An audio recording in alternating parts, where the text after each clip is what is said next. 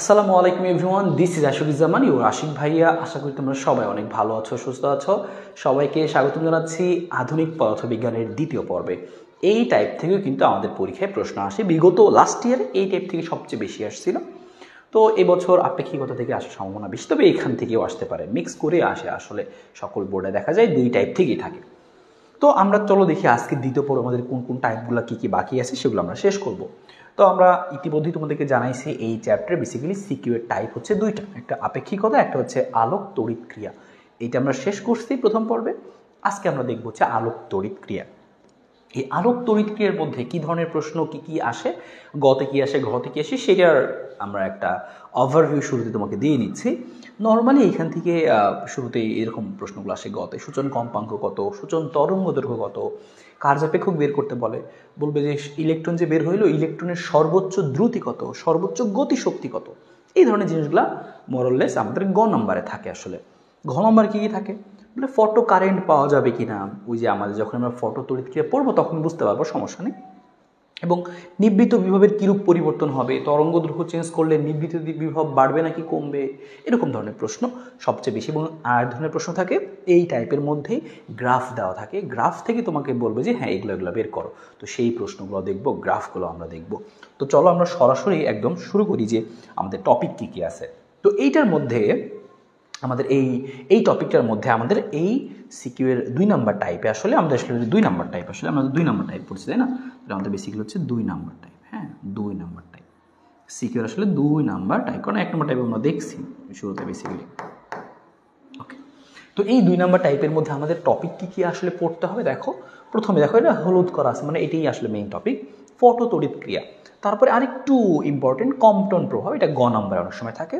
তাছাড়াও the Broglie তরঙ্গ দৈর্ঘ্য, হাইজেনবার্গের অনিশ্চয়তা নীতি, এগুলোও তোমাকে একটু অল্প বিস্তর জানতে হবে এমসিকিউর জন্য, বা গ নম্বরেও যদি কখনো চলে আসে সেটা যদি তুমি ট্যাকেল করতে পারো, সেজন্য এগুলো নিয়েও তোমাকে আইডিয়া থাকা লাগবে, সব কিছু আইডিয়া তোমার থাকা লাগবে। তো চলো আমরা একদম ফটো তড়িৎ ক্রিয়ার বেসিক থেকে শুরু করি। তো আমরা পার্ট 2 এর মধ্যে একদম শুরুতে বেসিক আলোচনাগুলো করব, তারপরে আমরা দেখব ওয়ান শর্ট কোশ্চেন, অর্থাৎ কী কী ধরনের প্রশ্ন হইতে পারে। তারপরে আমরা সিকিউরও আইডিয়া নিব যে হ্যাঁ এই দেখো বিগত বছরগুলোতে এই ধরনের সিকিউ আসছে বা আসতে পারে। তো খেয়াল করো যে আলোক তড়িৎ ক্রিয়ার মধ্যে আমরা শিখবো কী কী, বা ফটো ইলেকট্রিক ইফেক্টের মধ্যে কী কী শিখতে হবে হচ্ছে যে আলোক তড়িৎ ক্রিয়া কী, ফটো ইলেকট্রিক ইফেক্ট এই জিনিসটা আসলে কী সেটা আমাকে বুঝতে হবে।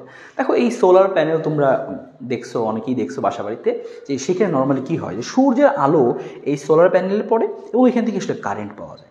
এই যে আমরা বলি সৌর বিদ্যুৎ বলি আমরা বেসিক্যালি, তো ওইটাই কিন্তু আসলে দেখো ওইটারই কিন্তু আসলে ইউজ এই আমাদের এই থিওরিটা, যে ফটো ইলেকট্রিক, ফটো মানে লাইট আলো, আর ইলেকট্রিক মানে কি বিদ্যুৎ, মানে আলো থেকে বিদ্যুৎ তুমি পাবা। হ্যাঁ, তো আলো থেকে বিদ্যুৎ যখন তুমি পাচ্ছ, ওই ঘটনা কীভাবে ঘটতেছে, কেন ঘটতেছে, সেই সকল ব্যাখ্যা আমরা শিখবো এখানে।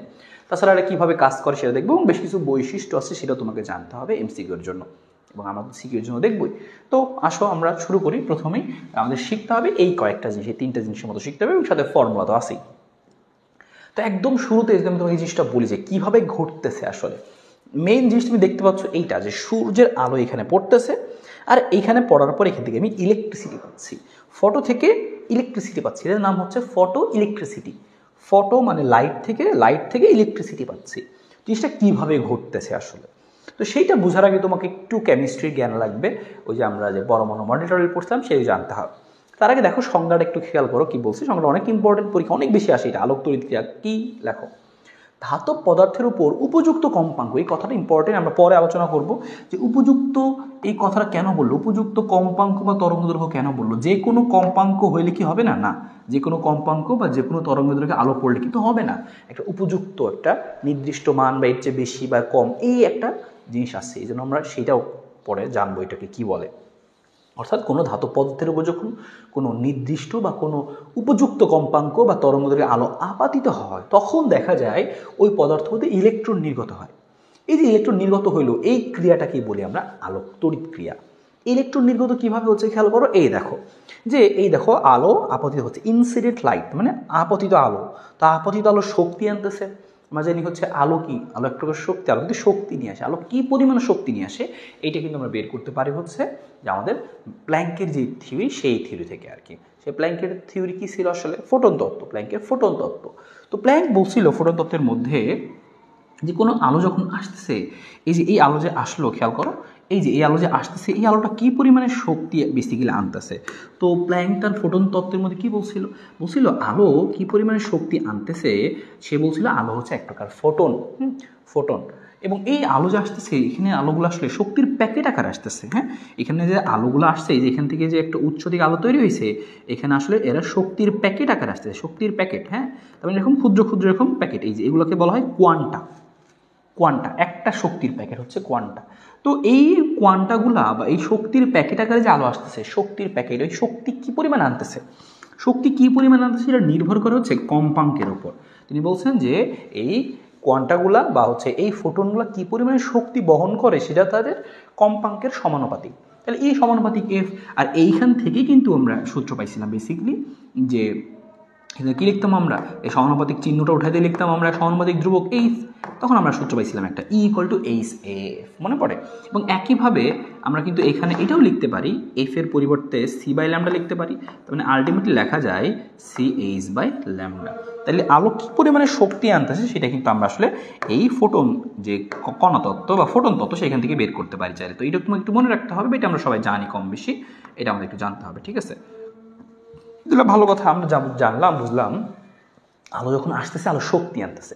তো আলো যখন শক্তি এনে কোনো ধাতব পদার্থের উপরে পড়বে, আমরা জানি ধাতব পদার্থের উপরে কি মানে প্রত্যেক পদার্থের উপরে কি পরমাণু থাকে, প্রত্যেক পদার্থের মধ্যে পরমাণু থাকে। পরমাণু আছে মানে কি, যে এর মধ্যে ইলেকট্রন আছে আসলে। তো ধাতব পদার্থের উপরে যদি কখন কীরকম আলো পড়ে, দেখা যায় এখান থেকে ইলেকট্রন সহজে বের হইতে পারে। মানে আমরা এমন পদার্থই চুজ করব যেই পদার্থের আসলে কি কম, যে আয়নীকরণের শক্তি কম, অল্প শক্তি দিলে ইলেকট্রন বের হয়ে যায়, তাহলে আমাদের জন্য ভালো হবে। তাহলে আমরা একটা পদার্থ নিছি, এই পদার্থের উপরে অসংখ্য পরমাণু আছে, পরমাণুর মধ্যে ইলেকট্রন আছে। যখনই আলো আসলো শক্তি নিয়ে, এই শক্তি নিয়ে যখন আলো এই পদার্থের উপরে পড়বে, তখন এইখান থেকে কিন্তু ওই পরমাণুর ইলেকট্রন শক্তি গ্রহণ করে উচ্চ শক্তি স্তরে যাইতে চাবে। দেখো আমরা জিনিসটা পড়ে আসছি যে যখনই তুমি কোনো ইলেকট্রনকে শক্তি দিবা, সে উত্তেজিত হয়ে উচ্চ শক্তি স্তরে জাম্প করে। যদি অনেক বেশি শক্তি দাও, সে এই পরমাণু থেকে বের হয়ে চলে আসবে। যদি তুমি কি আরও বেশি শক্তি দাও, এমনও হবে যে পদার্থ থেকে সে বের হয়ে চলে আসবে। তার মানে তোমাকে উপযুক্ত শক্তি তুমি দিতে পারো, তুমি দেখবা এই পরমাণু থেকে ইলেকট্রনগুলো বের হয়ে এই পদার্থের বাইরে চলে আসতেছে। তার মানে সূর্যে আলো আসতেছে বা আলো আসতেছে, আলো শক্তি আনতেছে, শক্তি যখন ওই পদার্থের পরমাণুর উপরে সারফেসে যে পরমাণুগুলো আছে তারা শক্তিগুলো অ্যাবজর্ব করতেছে, ইলেকট্রন অ্যাবজর্ব করে উচ্চ শক্তি স্তরে যাচ্ছে। আরও শক্তি যদি বেশি হয়, সে একদম পরমাণু ভেদ করে, পদার্থ ভেদ করে বাইরে চলে আসতেছে। তার মানে এরকম ঘটনা, এই যে আলো এসব পড়লো আর এখান থেকে ইলেকট্রন বের হচ্ছে, আলো এসব পড়তেছে, ইলেকট্রন বের হচ্ছে। এই যে ঘটনাটা, আলো শক্তি আনতেছে, ওই শক্তি অ্যাবজর্ব করে এখান থেকে ইলেকট্রন নির্গত হচ্ছে, এই ঘটনাটার নামই আমরা বলছি কি আলোক তড়িৎ ক্রিয়া বা ফটো ইলেকট্রিসিটি। তো এই হচ্ছে আমাদের মেইন ব্যাপারটা, কিভাবে আসলে ইলেকট্রন বের হলো ভালো কথা, আমি কারেন্ট পাচ্ছি কীভাবে সেটাও আমরা বুঝবো। আশা করি এই ঘটনাটাকে বুঝতে পারছো। পাশাপাশি তোমাকে আরও বেসিক জিনিসগুলো ক্লিয়ার রাখার জন্য আরও কয়েকটা সংজ্ঞা তোমাকে শিখে রাখতে হবে, আমি সেগুলোও দিয়ে দিচ্ছি। এটা আমরা বুঝলাম যে আলোক তড়িৎ ক্রিয়া কী, তারপরে আমরা বুঝবো কি ফটো ইলেকট্রন কি। ওই যে আলোক তড়িৎ ক্রিয়ার প্রভাবে আলো এইসব পড়লো আর ইলেকট্রন বের হইলো, ওই ইলেকট্রনটার নাম আমরা স্পেশালি দিই ফটো ইলেকট্রন, কারণ ফটোর সাহায্যে বের হয়েছে, আলোর সাহায্যে বের হয়েছে, এই জন্য এটার নাম আমরা দিই ফটো ইলেকট্রন। একইভাবে খেয়াল করো, ইলেকট্রন নিঃসরণকে আলোক তড়িৎ নিঃসরণ বলে। এই যে এখানে যে ইলেকট্রন নিঃসরণ হইলো, এই ঘটনাটাকে আমরা বলি আলোক তড়িৎ নিঃসরণ। ওকে, আর একটা জিনিস আছে ফটো ইলেকট্রিসিটি, ফটো কারেন্ট আর কি। হ্যাঁ, ফটো ইলেকট্রন, একটা হচ্ছে ফটো কারেন্ট।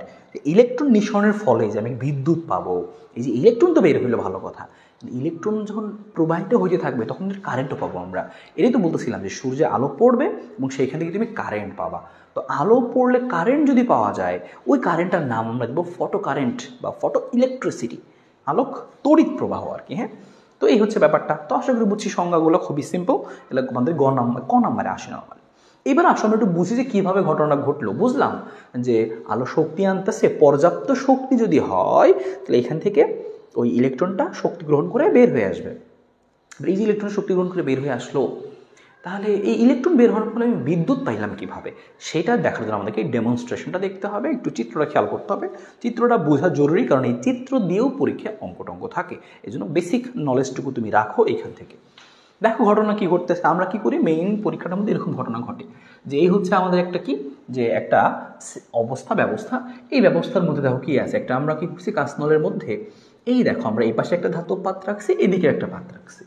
তো তো এই ধাতব পাত্রের মধ্যে ফিল্টার থাকে, তো উপযুক্ত আলোগুলো আসে। তো মনে করো আলো আসতেছে, তো আলো কি আনতেছে? আলো তো শক্তি আনতেছে, তাই না? আলো কিন্তু শক্তি আনতেছে। আলো কি পরিমাণে শক্তি আনতেছে? ধরলাম আলো পরিমাণে শক্তি আনতেছে, আমরা সবাই জানি।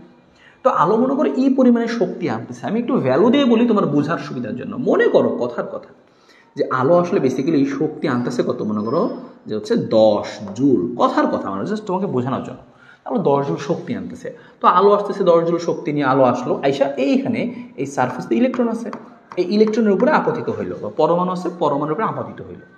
এবার যখনই ওই আলো নিয়ে আসলো, ওই আলোর শক্তিটার মধ্যে কিছু শক্তি কাজে লাগবে ইলেকট্রনটাকে এখান থেকে খুলে বের করতে। ইলেকট্রনটা কিন্তু এখান থেকে বের হবে, তাই না? ইলেকট্রনটা কিন্তু এখান থেকে মনে করো বের হবে। এ দেখো এখান থেকে ইলেকট্রন বের হলো, এই যে ইলেকট্রন। আলো আসলো, এই যখন পরমাণুর উপরে পড়বে, যদি শক্তিটা পর্যাপ্ত হয়, মনে করো কথার কথা পর্যাপ্ত বলতে কি বোঝাচ্ছি? বারবার বলতেছি পর্যাপ্ত, এটা মানে কি? মানে হচ্ছে 10 জুল পরিমাণ শক্তি আনলো। এবার ইলেকট্রন এই সারফেস থেকে বের করতে, যে কোনো ধাতব পদার্থ থেকে ইলেকট্রন যে বের করবে, একটা শক্তি তো লাগবে। তো মিনিমাম যেই শক্তিটুকু লাগে সেই শক্তিটাকে বলছি আমরা পর্যাপ্ত শক্তি। মনে করো এইখান থেকে ইলেকট্রন বের করতে শক্তি লাগে 15 জুল। এবার ভাই তুমি দিয়েছো 10 জুল, তাহলে ইলেকট্রন কি বের হবে? না, বের হবে না, শক্তি পর্যাপ্ত হয় নাই।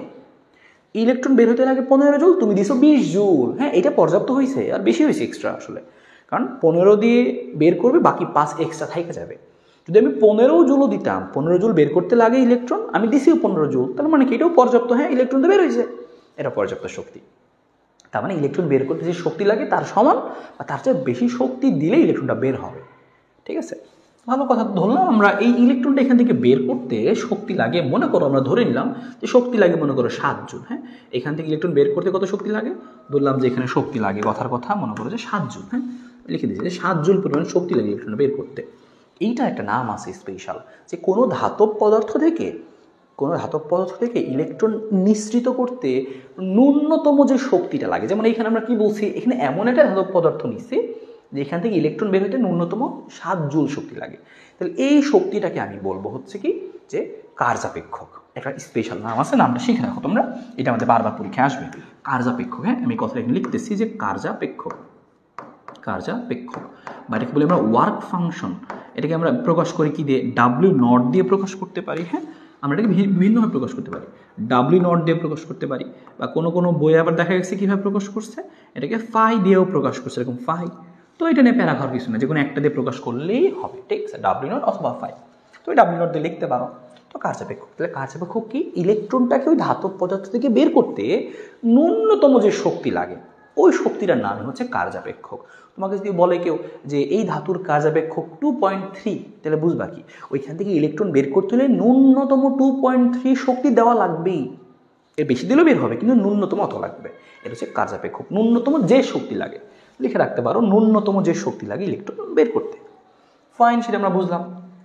ঘটনা তুমি খেয়াল করো, যে ঘটনা কি ঘটছে, যে আমাদের এখান থেকে 10 জুল পরিমাণ শক্তি আলো আনতেছিল, এবং ইলেকট্রন খুলে বের করতে 7 জুল শক্তি লাগছে। তাহলে শক্তি বাকি আছে কতটুকু? এই ইলেকট্রনের কাছে কিন্তু এখন শক্তি বাকি আছে 3 জুল। এই 3 জুল শক্তি নিয়ে ইলেকট্রনটা এই পাশ থেকে এই পাশে দৌড় দিবে। তাহলে ও যে পাশে দৌড় দিল, এটাকে বলবো হচ্ছে আমরা কি, গতি শক্তি। তাহলে দেখো ও শক্তি আনছে, এখানে কিছুটুকু শক্তি ব্যয় হয়েছে কি ইলেকট্রনটাকে বের করতে, W0 নাম দিলাম আমরা। আর বাকি যে শক্তিটুকু আছে, এই শক্তি নিয়ে সে কী করছে, দৌড় দিছে, এবং সে যে দৌড় দিল এটাকে আমরা কী বলবো, গতিশক্তি বলবো।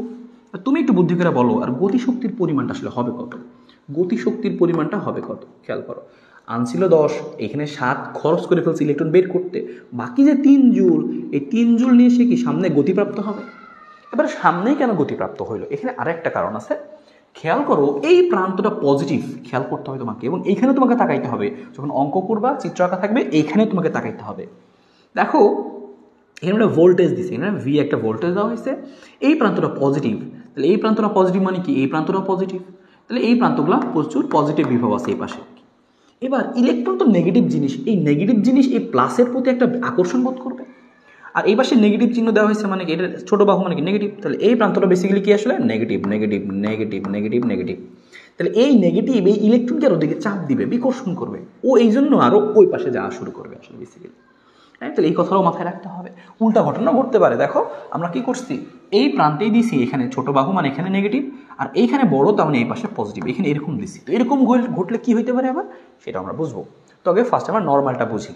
হ্যাঁ, এই পাশে মাইনাস আর এই পাশে হচ্ছে বেসিক্যালি প্লাস। ওকে, তো এখন ঘটনা কি ঘটতেছে তুমি খেয়াল করো যে আমি 10 জুল পরিমাণে শক্তি দিলাম, 7 জুল খরচ হলো ইলেকট্রন বের করতে, বাকি 3 জুল এসে গতিপ্রাপ্ত হয়েছে।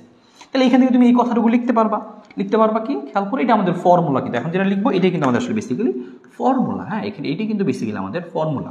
তাহলে লিখবো আমরা এটা যে আমি যে শক্তি দিছিলাম, মোট শক্তি দিছিলাম কত, আমি এই পরিমাণ। এই মোট শক্তির মধ্যে কিছুটুকু কাজে লাগছে ইলেকট্রনটাকে বের করতে, এবং বাকিটুকু শক্তি দ্বারা সে গতিপ্রাপ্ত হয়েছে, গতি শক্তি প্রাপ্ত হয়েছে। তাহলে ইকে শেষ। ইকে বা কে ম্যাক্স লেখা হয় অনেক সময়, ইকে ম্যাক্স মানে এটাই সর্বোচ্চ গতি শক্তি। ইকে ম্যাক্স বা ইকে তুমি যে কোনো একটা লিখতে পারো, একই কথা এখানে। ইকুয়াল ডাব্লিউ নট প্লাস ইকে। এবার তুমি কিন্তু আরো জিনিস মনে রাখবা, এই ই সমান সমান আরো কি লেখা আছে সেটা আমরা আসলে লিখে আসো। এবার ই যদি দেওয়া না থাকে তাহলে তুমি কি লিখবা, ই দেওয়া না থাকলে তুমি লিখবা হচ্ছে এটা, ই দেওয়া না থাকে তুমি ই এর পরিবর্তে এটা লিখতে পারবা। ঠিক আছে, আমি জাস্ট লিখে দিচ্ছি। ই যদি দেওয়া না থাকে তাহলে তুমি ই এর পরিবর্তে কি লিখবা সেটা খেয়াল করো। ই দেওয়া না থাকলে ই এর পরিবর্তে লিখবা তুমি হচ্ছে এরকম যে ই যদি সরাসরি বলা থাকে যে শক্তি দিলাম 100 জুল, 500 জুল, 1000 জুল, ভালো। কিন্তু আমাদের শক্তির মানগুলা নর্মালি কিসে বলে জানো, শক্তির মানগুলা ইলেকট্রন ভোল্টে বলে। তো সেটাও তোমাকে আমি শিখাই দিচ্ছি। তোমাকে বললো আমি শক্তি দিছি হচ্ছে এখানে যে 5 ইলেকট্রন ভোল্ট, এরকম বলে প্রশ্নে। ইলেকট্রন ভোল্ট তুমি জুল বানাবা, কীভাবে জুল বানাবা সেটা খেয়াল করো। যে এখানে ইলেকট্রন ভোল্টকে ইলেকট্রনের চার্জ দিয়ে গুণ করে দিবা, 1.6 × 10⁻⁹ এটা দিয়ে যদি গুণ করে দাও, এটাতে গুণ করলে পাই যাবা তুমি কি এত জুল আর কি। হ্যাঁ, এতে গুণ করলে পাই যাবে কি এত জুল। শেষ। তাহলে এটা তুমি শিখা, ইলেকট্রন ভোল্টকে জুল কেমনে বানাইতে হয়, গুণ করতে হয়। ইলেকট্রন ভোল্টকে জুল বানানো, তুমি যেটা শিখলা সেটা কি, যে ইলেকট্রন ভোল্টকে জুল বানানো, ইলেকট্রন ভোল্ট থেকে কি বানানো, জুলে বানানো, ইলেকট্রন ভোল্ট থেকে জুলে বানানো। তোমার পরীক্ষায় উল্টাও হইতে পারে, জুল থেকে ইলেকট্রন ভোল্ট বানানো লাগতেছে, তখন কি করবা, গুণ করছিলে এখন ভাগ করবা। ইলেকট্রন ভোল্ট বানাইতে ভাগ করতে হয়, প্রয়োজন হতে পারে। তো এই কথাটুকু মাথায় রাখো, ইলেকট্রন ভোল্ট থেকে জুল বানাইতে এটা দিয়ে গুণ করতে হয়, এটাও তোমাকে আমি শিখাই দিলাম। এরপরে আসো, আমরা যেটা বলতেছিলাম যে দেওয়া না থাকে তাহলে আমরা কী করবো, হয়তো বা কম্পাঙ্ক দেওয়া থাকবে, তখন তুমি লিখবা কি, কম্পাঙ্ক দেওয়া থাকলে ই সমান সমান লিখবা এইচ এফ, এটা লিখবা। এফ মানে কম্পাঙ্ক, এইচ মানে তো সবাই জানো, এইচ মানে আমাদের কি, এইচ মানে হচ্ছে আমাদের প্ল্যাঙ্কের ধ্রুবক, এটা আমরা সবাই জানি। প্ল্যাঙ্কের ধ্রুবক কত, 6.63 বা 627ও লিখতে পারো, অ্যাকুরেট 10⁻34 জুল সেকেন্ড। হ্যাঁ, এটা আমাদের কনস্ট্যান্ট মান, এটা তোমাকে ছোটো করে মনে রাখতে হবে আর কি। এগুলো আমাদের সবারই জানা জিনিস। ওকে, এইটা লিখলাম আমরা। আরও লিখতে পারি কি, এফ না দেওয়া থাকলে লিখতে পারবো কি আমরা, যে CH/λ। ঠিক আছে, যেখানে সি মানে আলোর বেগ, এটা আমরা তো জানি আলোর বেগ। তারপরে ল্যামডা মান হচ্ছে কি, তরঙ্গ দৈর্ঘ্য। ল্যামডা মান হচ্ছে তরঙ্গ দৈর্ঘ্য। এবার এই ল্যামডাটাকে, এই ল্যামডার তরঙ্গ দৈর্ঘ্য, এই ল্যামডাটা বিভিন্ন রকম মান থাকে। হ্যাঁ, এটাও শিখাই দিচ্ছে। মনে করো মাঝে মাঝে এমন থাকে আর কি, তোমাকে বলবে তরঙ্গ দৈর্ঘ্য হচ্ছে যে 5000 অ্যাংস্ট্রম, এরকম তোমাকে বলবে যে ল্যামডা সমান সমান, তোমাকে বললো কি যে 5000 অ্যাংস্ট্রম, এরকম বলবে। অ্যাংস্ট্রম থাকলে কি করবা সেটাও শিখে রাখো। অ্যাংস্ট্রম থাকলে তুমি সহজ কথা সবাই জানো তোমরা, যে 10⁻⁻10 দিয়ে গুণ দিতে হবে। ওকে, তাহলে মিটারে চলে আসবে। বা ন্যানোমিটার থাকলে 10⁻⁹ দিয়ে গুণ দিতে হবে, এটা তুমি জানোই। তারপরে আমি এইটা একবার বলে দিলাম, এই যে এটা, তো আশা করি এটাও তোমার মনে থাকবে, সমস্যা নাই। তাহলে ই সমান CH অথবা CH/λ, ই দেওয়া থাকে বসাবো, না দেওয়া থাকলে এভাবে করে আমরা সূত্র লিখবো। এবার মনে করো ডাব্লিউ নটের মান সরাসরি দেওয়া আছে, ভালো, দেওয়া থাকলে ভালো। যদি দেওয়া না থাকে তখন তুমি কি করবা, তখন তুমি সূত্র লিখবা। যদি ডাব্লিউ নটের মানটাও দেওয়া না থাকে তুমি কি করবা, ডাব্লিউ নটেরও সূত্র লিখবা কি, ডাব্লিউ নট সমান সমান কি বলছিলাম, কার্যাপেক্ষক। এবার যদি এটা দেওয়া না থাকে তখন তুমি লিখতে পারবা এর মতো করে এইচ, তবে তুমি এখানে এফ লিখবা না, লিখবা এফ নট। এফ নটের পরিচয় আছে সেটা বলবো। আর এখানে CH/λ লিখবা না, তুমি তো সেখানে লিখবা CH/λ নট। এবার আমরা আসলে এই দুটার পরিচয় বুঝি, এফ নট, ল্যামডা নট, সেটার মানে আসলে বেসিক্যালি কি, এটার পরিচয়গুলো আমরা এখানে একটু লিখি। এখানকার এই এফ নট, এটার মানে হচ্ছে সূচন কম্পাঙ্ক। এই কথাটা তোমাকে মনে রাখতে হবে, এটা মানে বেসিক্যালি কি, সূচন কম্পাঙ্ক। সূচন কম্পাঙ্ক, সূচন কম্পাঙ্ক মানে কি সেটাও বুঝবো আমরা। আর এটা আছে ল্যামডা নট, সেটা আমরা বুঝবো। ল্যামডা নট মানে হচ্ছে সূচন তরঙ্গ দৈর্ঘ্য, সূচন তরঙ্গ দৈর্ঘ্য, সূচন তরঙ্গ দৈর্ঘ্য। হ্যাঁ, এবার তুমি একটু খেয়াল করো যে সূচন কম্পাঙ্ক মানে কি। আমরা বলতেছিলাম যে আলো আসতেছে, আলো এফ কম্পাঙ্ক নিয়ে আলো আসতেছে। এবার যদি কম্পাঙ্কটা কম হয় তাহলে শক্তিও কম হবে, সমানুপাতিক সম্পর্ক যেহেতু। তুমি মনে করো এমন কম্পাঙ্ক দিলা যে ইলেকট্রন শুধুমাত্র বের হয়েছে, মানে এরকম ঘটনা যে ইলেকট্রন বের করতে 7 জুল লাগে, তুমি এমন কম্পাঙ্ক দিছো শক্তি হয়েছে সেই 7 জুলই, মানে ইলেকট্রনের জাস্ট নির্গত হয়েছে। এটাকে সুন্দর করে আমরা বলি, যে কম্পাঙ্কের আলো আসলে বা আপতিত হলে ইলেকট্রন শুধু নির্গত হয়, তার মানে ইলেকট্রনকে শুধু নির্গত করতে যে কম্পাঙ্ক প্রয়োজন তাকে বলা হয় সূচন কম্পাঙ্ক। হ্যাঁ, সূচন মানে কি, সূচনা করবে, জাস্ট সূচনা করবে, যে ওই কম্পাঙ্কের আলোর পড়লে ইলেকট্রন শুধু নির্গত হবে, ওটাকে বলা হয় সূচন কম্পাঙ্ক। নির্গত হওয়ার পরে যে সামনে দৌড় দেওয়ার জন্য শক্তি সেটা থাকবে না, এমন কম্পাঙ্ক যে এখান থেকে পড়লে ইলেকট্রন শুধু নির্গতই হয়েছে, আর এক্সট্রা কোনো শক্তি বাকি থাকবে না।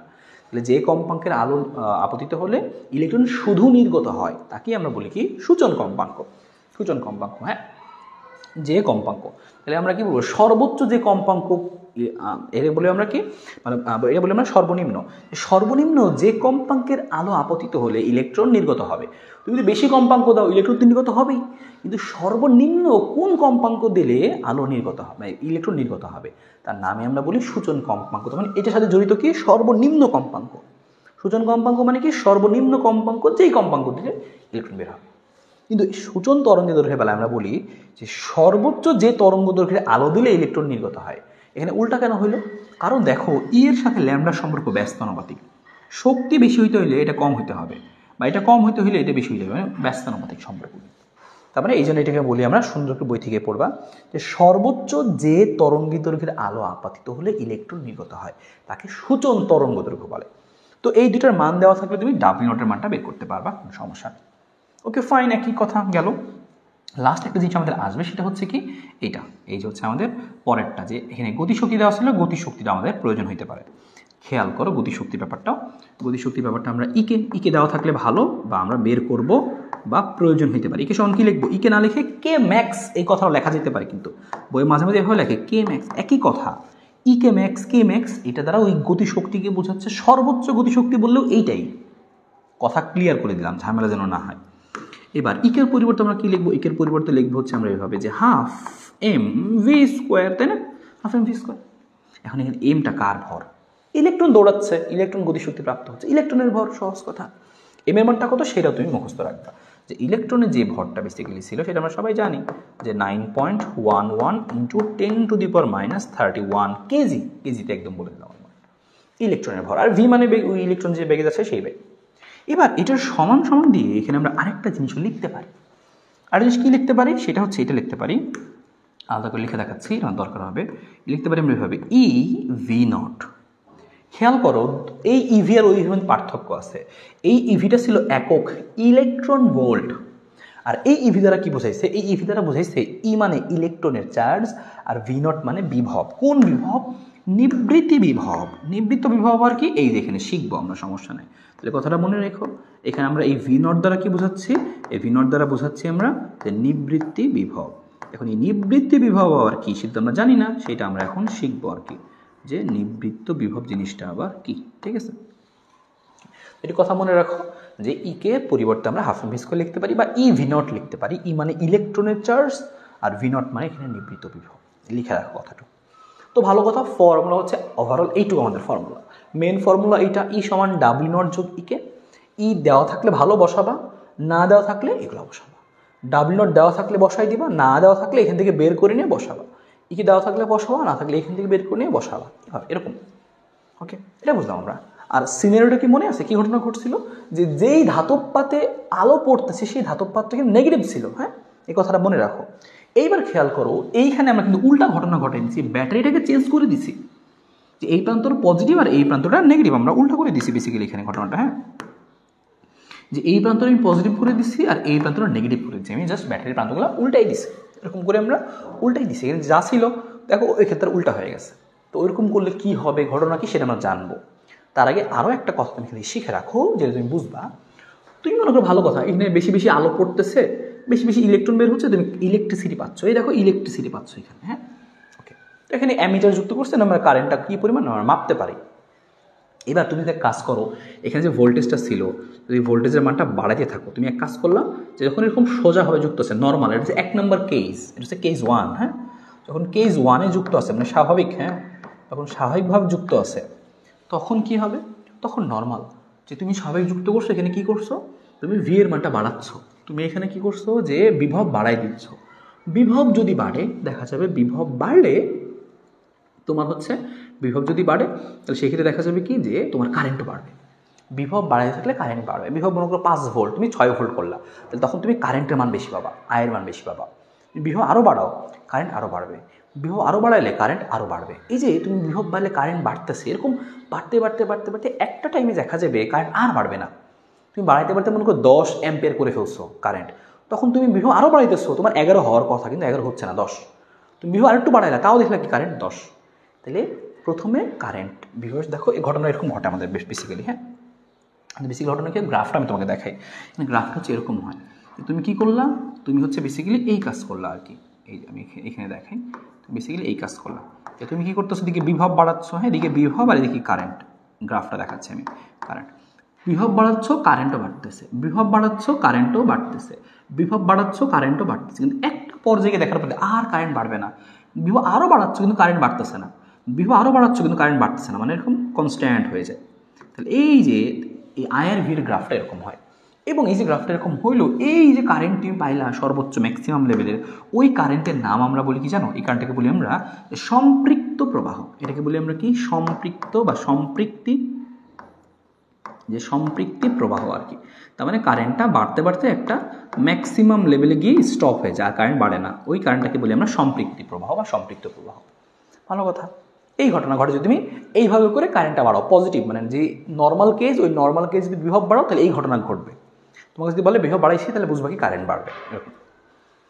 আর উল্টার একটা কেস, কেস নাম্বার 2, এটা তুমি যদি মনে রাখো তাহলে তোমার বেসিক সমস্ত আলোচনা শেষ। আমাদের এখানে আমরা অঙ্ক করা শুরু করবো এখন। কেস 2, কেস 2 মানে ঘটনাকে আমরা উল্টাই দিচ্ছি। দেখো এখানে ভালো করে ফোকাস করো, আমি এখানে একটু মার্ক করে দিচ্ছি, এই জায়গাটার মধ্যে একটু মার্ক করে দিচ্ছি আমি, এই জায়গাটার মধ্যে আমি কিন্তু এইখানেই ঘটনা ঘটাইছি যে আমি ব্যাটারিটা উল্টাভাবে সংযুক্ত করছি। মাঝে মাঝে তোমাকে পরীক্ষায় জিজ্ঞেস করবে যে বলো তো এই যে তোমার যেই অবস্থা আছে, এই অবস্থায় তুমি ফটক তড়িৎক্রিয়া বন্ধ করতে পারবা কি না? যখনই বন্ধ করার কথা বলবে তখন তুমি চিন্তা করবা কি, ওকে বন্ধ করতে পারবো। কী করবো আমি? ব্যাটারিকে উল্টা লাগাই দেবো। ব্যাটারিকে উল্টা লাগালে কি ঘটনা ঘটে সেটা একটু খেয়াল করো। বন্ধ হইতে পারে, কারেন্ট কমে যাবে, কারেন্ট কমতে কমতে একসময় বন্ধও হয়ে যেতে পারে। হ্যাঁ, তো এই কথাটা মাথায় রেখো। তো উল্টা লাগালে কী হবে খেয়াল করো, এটা নেগেটিভ প্রান্ত, মানে এই প্রান্তে প্রচুর নেগেটিভ নেগেটিভ নেগেটিভ নেগেটিভ। দেখো ইলেকট্রন, এখানে ধাতব পাতে আলো পড়ছে, এখান থেকে ইলেকট্রন বের হয়েছে, ভালো কথা। এবং ইলেকট্রন বের হয়ে কি হয়েছে, সামনে দৌড় দিচ্ছে। দেখো ইলেকট্রন সামনে গতিপ্রাপ্ত হয়েছে, গতিপ্রাপ্ত হয়েছে। কিন্তু এইবার দেখো গতিশক্তি নিয়ে গতিপ্রাপ্ত হচ্ছিল, কিন্তু এইবার কিন্তু এই ইলেকট্রনটা একটু ইতস্তত বোধ করবে, ওই পাশে যাইতে যাবে না। কেন যেতে যাবে না? এই পাশে প্রচুর নেগেটিভ, এই নেগেটিভ ওই ইলেকট্রনকে আরও বিকর্ষণ করবে, বাধা দিবে, ওকে আসতে দিবে না। তারপরেও কিছু ইলেকট্রন জোর করে যাবে ওইদিকে, ওর মধ্যে গতিশক্তি আছে, মানে ভাঙ্গা চলে সে চলে যাবে। তুমি যদি এখানে এই নেগেটিভ দিকের বিভব আরও বাড়াতে থাকো, নেগেটিভ দিকের বিভব তুমি আরও বাড়াও, তাহলে সেক্ষেত্রে দেখা যাবে কি, দেখা যাবে কি নেগেটিভ দিকের বিভব আরও বাড়াইলে ওরা আরও বেশি বিকর্ষণ করবে, তখন কিন্তু ইলেকট্রন কম যাবে, আস্তে আস্তে সবাই যেতে পারবে না। তো এরকম করতে করতে একসময় দেখা যাবে কি তুমি এই বিভব বাড়াচ্ছ বাড়াচ্ছ বাড়াচ্ছ, কারেন্ট কিন্তু কমতেছে। খেয়াল করো এখানে গ্রাফটা কীরকম হবে, এখানে গ্রাফটা হবে এরকম আর কি। হ্যাঁ, যে তুমি এদিকে কী করছো, এদিকে বিভব রাখছো উল্টা দিকের নেগেটিভ বিভব, বেসিক্যালি এদিকে আয়। দেখা যাবে কি যে শুধু একটা কারেন্ট ছিল, কারেন্টের মানটা আস্তে আস্তে কী হবে, আস্তে আস্তে কিন্তু কমবে, আস্তে আস্তে কমবে কমবে কমবে, একটা টাইমে কমে কিন্তু শূন্যই হয়ে যাবে। হ্যাঁ, দেখা যাবে কি কারেন্ট তুমি বিভব যত বাড়াইছো, দেখো কারেন্টের মানটা কমে গেছে, কারেন্টের মানটা কমে একদম শূন্যর জায়গায় চলে আসবে একটা টাইমে আর কি। তো যেই বিভবে তুমি তুমি উল্টা দিকের বিভব বাড়াতে থাকলে, যেই বিভবে পৌঁছাইলে কোনো কারেন্ট পাবা না, আয় শূন্য হবে। যেই বিভবে গেলে বিভবের মান যত হইলে, হ্যাঁ তুমি এমন একটা বিভব দিছো যেই বিভবে গিয়ে দেখছো কি কারেন্টের মানটা শূন্য হয়ে গেছে, ওই বিভবটাকে আমরা স্পেশাল নাম দিব কি, ওই বিভবটারই আমরা স্পেশাল নাম দিছি কি, যে V0, নিবৃত বিভব, বা VS বলা হয়, অনেক সময় VSও বলে। VS মানে কি, স্টপিং ভোল্টেজ। হ্যাঁ, এটাকে VSও বলা হয়, স্টপিং ভোল্টেজ, স্টপিং ভোল্টেজ, বা এটাকে আমরা কি বলি, নিবৃত্ত বিভব। তার মানে যেই ভোল্টেজ দিলে স্টপ হয়ে যাবে কারেন্ট। উল্টা দিকে দিচ্ছ, উল্টা দিকে তুমি দিচ্ছ, এর জন্য কী হয়েছে, এই পাশে কিন্তু বিকর্ষণ করতেছে। আগে তো আকর্ষণ করতেছিল, এখন বিকর্ষণ করতেছে, এই জন্য ইলেকট্রন আর আসতে চাবে না। এক টাইম দেখা যাবে একটা ইলেকট্রন এই পাশ থেকে বসে যাবে না, ঠিক আছে। আর এদিকেও দেখো, এদিকে প্লাস, এদিকে মাইনাস, এদিকেও আকর্ষণ করবে, ইলেকট্রনকে আসলে ওই পাতে যাইতে দিতে চাবে না। তো যেই বিভবে গিয়ে পৌঁছাইলে দেখা যায় এই কারেন্টের মানটা এরকম শূন্য হয়ে যায়। হ্যাঁ, তাহলে এই V0 বিভবের জন্য কি হয়, যেই বিভবে গেলে কারেন্টটা শূন্য হয়, ওইটাকে আমরা বলি কি, যে VS, বা আমরা কি বলতে পারি V0। হ্যাঁ, V0ও বলতে পারি আর কি। হ্যাঁ, V0 ভাগ মনে করো না, অথবা আর কি। হ্যাঁ, V0 বলতে পারি, বা হচ্ছে আমরা VSও বলতে পারি, একই কথা। এটাকে বলা হয় নিবৃত বিভব। তার মানে যেই বিভবের কারণে কারেন্টে স্টপ হয়ে যাবে, ওটাকে বলা হয় নিবৃত্ত বিভব। তাহলে এই কথাগুলো মনে রেখো।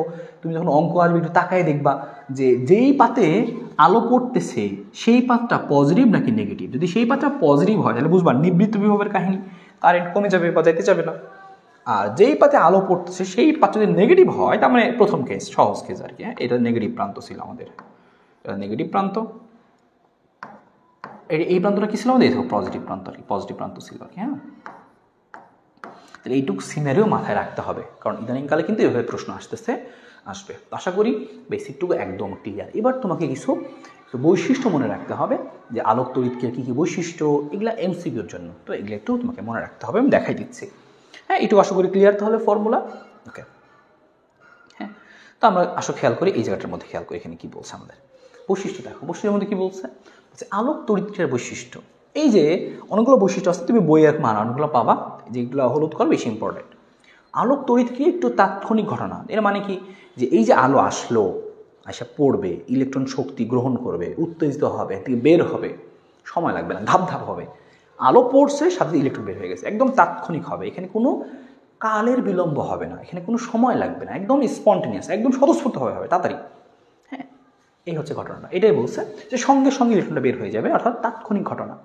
এবং কত সময় কম লাগবে? খুবই কম, 10⁻⁹ সেকেন্ড বা তারও কম, অনেক কম সময় লাগে। ওকে, একটা জিনিস গেল। আর এটা তো বলছি আমরা সূচন কম্পাঙ্ক মানে কি, যে ন্যূনতম কম্পাঙ্কের জন্য ইলেকট্রন বের হয়। বিভিন্ন ধাতুর ক্ষেত্রে প্রারম্ভ কম্পাঙ্ক বিভিন্ন। প্রারম্ভ কম্পাঙ্ক মানে কি, সূচন কম্পাঙ্ক, এটা কিন্তু সেই F0। তো এক এক ধাতুর জন্য এক এক রকম হবে, এক এক ধাতুর বৈশিষ্ট্য এক এক রকম।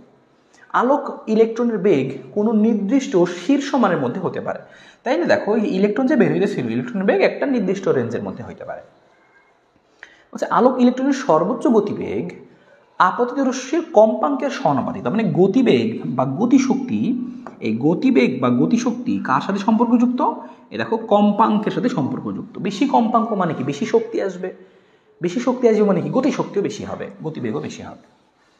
আর একটা কথা, যে আলোক ইলেকট্রনের নির্গমনের হার প্রাবল্যের সমানুপাতিক। আলোকের প্রাবল্যের সমানুপাতিক। যদি বেশি বেশি ফোটন আসে তাহলে ইলেকট্রনও বেশি বেশি বের হবে। আর যদি বেশি বেশি ফোটন আসে, মনে করো এই বেশি বেশি ফোটন আসলে কিন্তু গতিশক্তি বেশি হবে না। বেশি বেশি ফোটন আসলে বেশি বেশি ইলেকট্রন বের হবে, বেশি বেশি ফোটন আসলে বেশি বেশি ইলেকট্রন নির্গত হবে। কিন্তু যদি তুমি গতিশক্তি বাড়াতে চাও তাহলে তোমাকে কম্পাঙ্ক বাড়াইতে হবে। বেশি ফোটন দিলে লাভ না, বেশি কম্পাঙ্ক বাড়াইতে হবে। এই দুটোর কথা ভালো করে মনে রেখো, একটু নিজের মাথায় সাজায় রেখো। আর একটা কথা যেটা আমাদের মনে রাখা উচিত আসলে এখানে, সেটা হচ্ছে এটা। হ্যাঁ, খেয়াল করো, এটা আমি বাদ দিয়ে দিচ্ছি। এইটা যে কথাটা একটা মনে রাখবা, নিমিত্ত বিভবের কথা যে বললাম, এখানে তুমি একটা কথা মনে রাখবা, সেটা হচ্ছে এরকম যে দেখো, এই পাশ থেকে ইলেকট্রন যে আসতে যাচ্ছিল, ইলেকট্রন গতিশক্তি নিয়ে আসতে যাচ্ছিল। ইলেকট্রনের গতিশক্তি কত? 12 mv², তাই না? ইলেকট্রনের গতিশক্তি কত? 12 mv²। ওকে, খেয়াল করো যে ইলেকট্রন আসলে গতিশক্তি আনতে যাচ্ছিল, 12 mv² গতিশক্তি নিয়ে আসতেছিল আর কি। হ্যাঁ, এখানে ইলেকট্রন গতিশক্তি নিয়ে আসলে 12 mv²। আর এই পাশ থেকে কিন্তু বাধা দিচ্ছিল। এই যে বাধা যে দিচ্ছিল, এই বাধার জন্য কতটুকু শক্তি দিচ্ছিল জানো? বাধা কতটুকু শক্তি দিচ্ছিল? তো বাধা পরিমাণ যে শক্তি, সেটা হচ্ছে আমরা জানতাম W=VQ, একটা সূত্র ছিল আর কি, স্থির তড়িৎ চ্যাপ্টার। W কত? যে V × Q, বিভব × চার্জ, হ্যাঁ, শক্তি। তো সেটাকে লিখবো আমরা, তো আমরা VQ লিখবো। তো V মানে কি? সেই বিভব। V মানে হচ্ছে সেই বিভব, নিবৃত বিভব। আর চার্জ মানে কি? এখানে চার্জ মানে তো Q, তো Q এর পরিবর্তে ই লিখলাম আমরা, ইলেকট্রনের চার্জ। তাহলে এই হচ্ছে ব্যাপারটা। 12 mv² = EV0। এই জন্য লিখছিলাম, কিন্তু দেখো এই 12 mv² পরিবর্তে EV0। দেখেন এখানে এই যেই V0 মানে কি? স্টপিং ভোল্টেজ, ই মানে ইলেকট্রনের চার্জ। তার মানে যেই মুহূর্তে গতিশক্তি আর এই দিককার বাধা বিভব শূন্য হয়ে যাবে, ওই মুহূর্তেই কারেন্ট পাবো না। আর ওই মুহূর্তের বিভবের নামই আমরা কি দিয়েছি? Stopping voltage. এই জন্য আমি ভি না লিখে লিখছি V0। ঠিক আছে, এই হচ্ছে একটা শর্ত। এখানে একটা ফর্মুলা বের করা যায়, মনে রাখতে পারো। যদি ওখানে এখান থেকে বের করতে বলে ভি কত, আলাদা করে লিখে রাখতেছি এই কারণে, কারণ এটা তোমার মাঝে মাঝে বই তুমি পাবা, তো ভয় পাওয়ার কোনো কারণ নেই। 2 ওই পাশে আসতে গুণ হয়ে যাবে 2EV0, আর 2টা ওই পাশে গুণ হয়ে গেছে, আর এই এমটা ভাগ হয়ে যাবে আর কি, নিচে এমটা ভাগ হয়ে যাবে। আর এই যে আমাদের ভির উপর স্কোয়ার ছিল, এটা রুট হয়ে যাবে আর কি। তো এটা আমাদের একটা ফর্মুলা বেসিক্যালি আর কি। হ্যাঁ, 2EV0, 2EV0/m, এটাও তুমি মনে রাখতে পারো, কখনো কখনো কাজে লাগবে আর কি, বা এই লাইনটা থেকেও মনে বের করতে পারবা, আপত্তি নেই। গ্রেট, ডান, সব কিছু ডান আমাদের। গ্রাফের একটা জিনিস দেখতে হবে, বলছিলাম গ্রাফের জিনিসপাতি আসে। গ্রাফের ব্যাপারটা আমরা বুঝবো একটু, সর্বোচ্চ গতিশক্তির সাথে কম্পাঙ্কের গ্রাফ বা স্টপিং ভোল্টেজ দিয়েও বলতে পারে। তো সেগুলো আমরা শুধু দেখি যে গ্রাফটা কীরকম। এই গ্রাফ থেকে তোমার এইটুকু ক্লিয়ার রাখো, শেষ, তোমার ঘটনা শেষ। কম্পাঙ্ক প্রভাব হাবি যাবে আছে, সেগুলো আমরা দেখবো, এই টাইপটা শেষ হয়ে যাবে আর কি।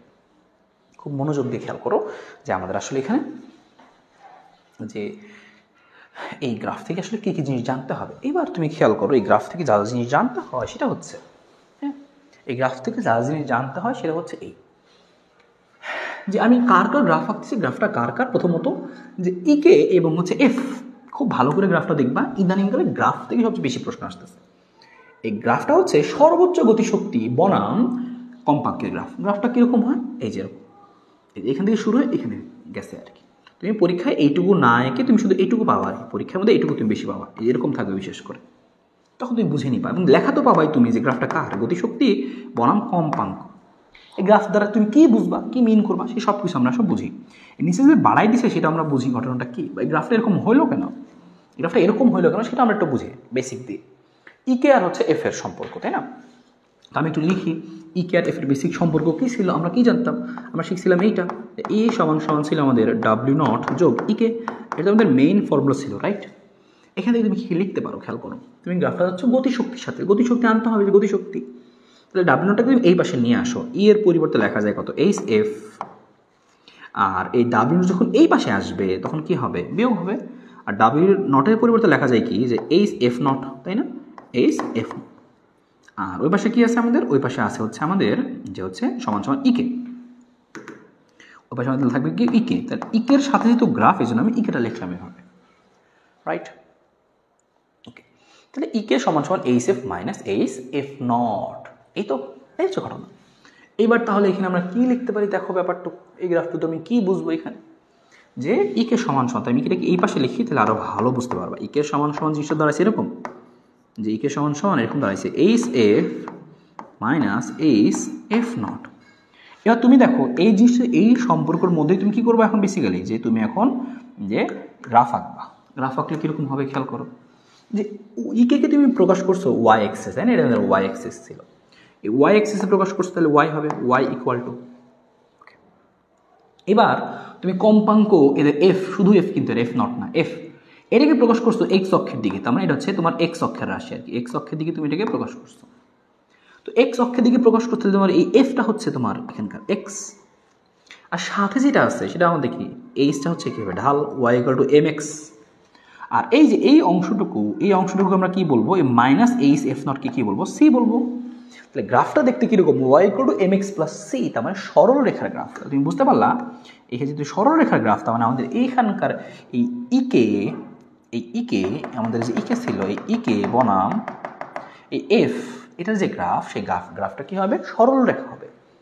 এবার সরল রেখার মধ্যে কি বুঝতাম, y equal to m x plus c, ইকে কে ওয়াইয়ের দিকে প্রকাশ করলাম, এক্সকে তুমি এফ এর দিকে প্রকাশ করলো।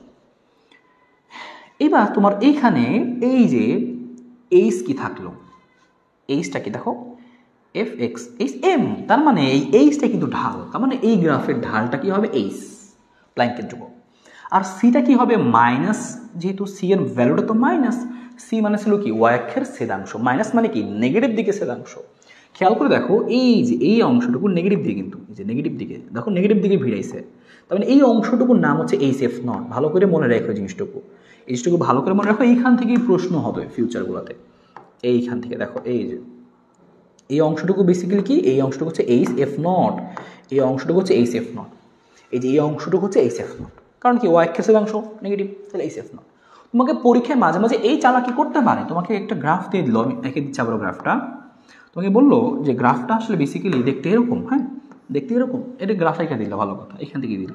তোমাকে বললো এই যে এই অংশটুকুর মান হচ্ছে 500, তোমাকে ভ্যালু বলে দিল যে এই অংশটুকুর মান হচ্ছে 500, আর কিছু বলে নেই। এই অংশটুকুর ভ্যালু 500 দেখেই তোমার মাথায় আসবে কি, যেহেতু এইখান থেকে এই অংশটুকুর একটা পরিচয় ছিল এইচ এফ নট, তাহলে তুমি বুঝে ফেললা এইচ এফ নটের মান হচ্ছে 500, তাহলে তুমি এখানে এইচ এফ নটের মান 500 মানে কি এফ নট বের করে ফেলতে পারবা। এইভাবে তোমাকে জিনিসগুলো মনে রাখতে হবে, কাজে লাগবে জিনিসগুলো, ঠিক আছে? তো পরীক্ষায় তোমাকে এই জিনিসটুকু মনে রাখতে হবে। সাপোজ এখানকার মান মানে তো এইচ এফ নট, আর এইচ এফ নটের মানটাই 500, তাহলে এখানে তোমার কিন্তু এখান থেকে ইজিলি তুমি এফ নট বের করে ফেলতে পারবা, ঠিক আছে? ওকে, এই হচ্ছে ঘটনা।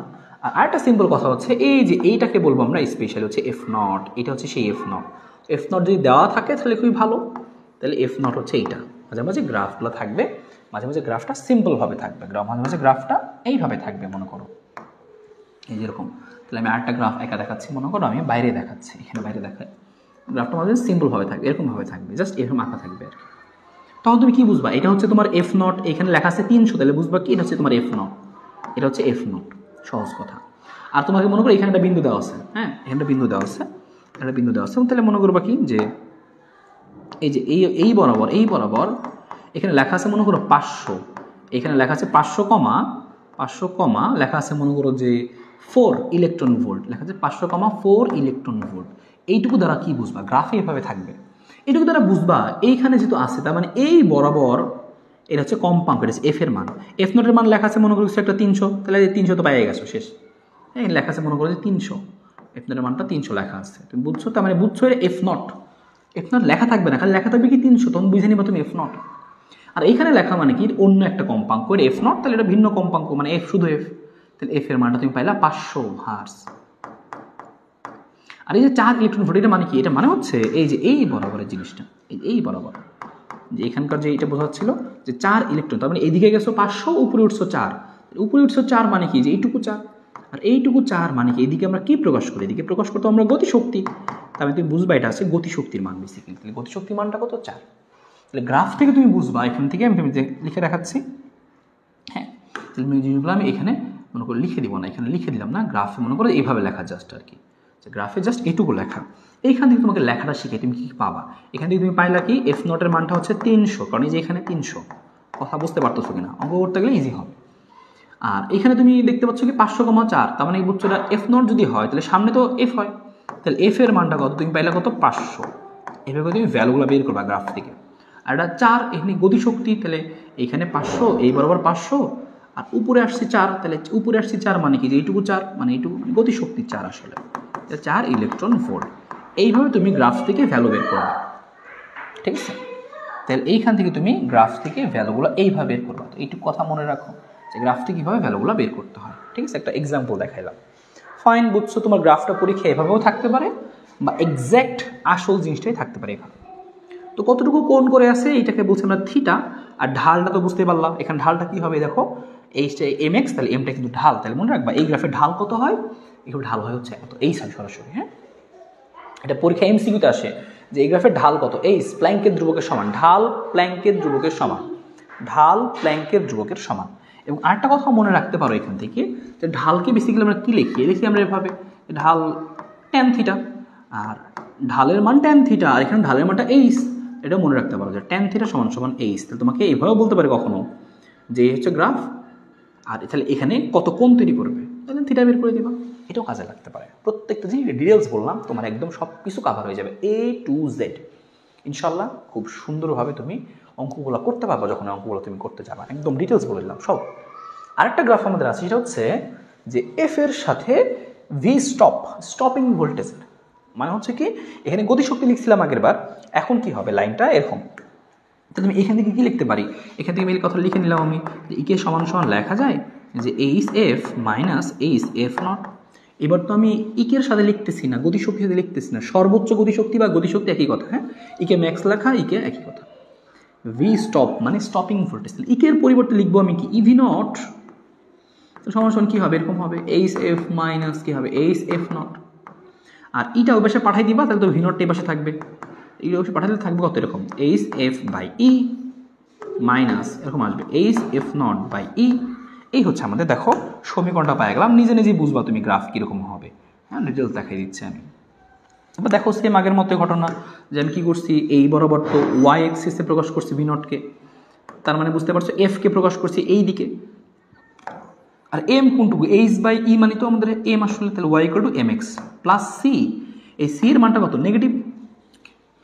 দেখো এইবারও সেম ঘটনা, তুমি খেয়াল করো যে যেহেতু y equal to m x plus c সরলরেখা হবে, আর এখানে এই এম এর মানটা কত, এখানে কি দেখতে পাচ্ছি, এখান থেকে এম এর মানটা দেখতে পাচ্ছি কত আমি, এটা হচ্ছে এক্স, তাহলে এম এর মান কত এইচ বাই ই, হ্যাঁ খেয়াল করছো, তাহলে ঢাল কিন্তু তুমি পাই গেলা, যে ঢাল কত বেসিক্যালি এইচ বাই ই, এটাই কিন্তু লেখা আছে দেখো এই যে ঢাল হচ্ছে এইচ বাই, তাহলে ঠাড়া মুখস্থ এই গ্রাফে ঢাল কত h by e, okay h by ই।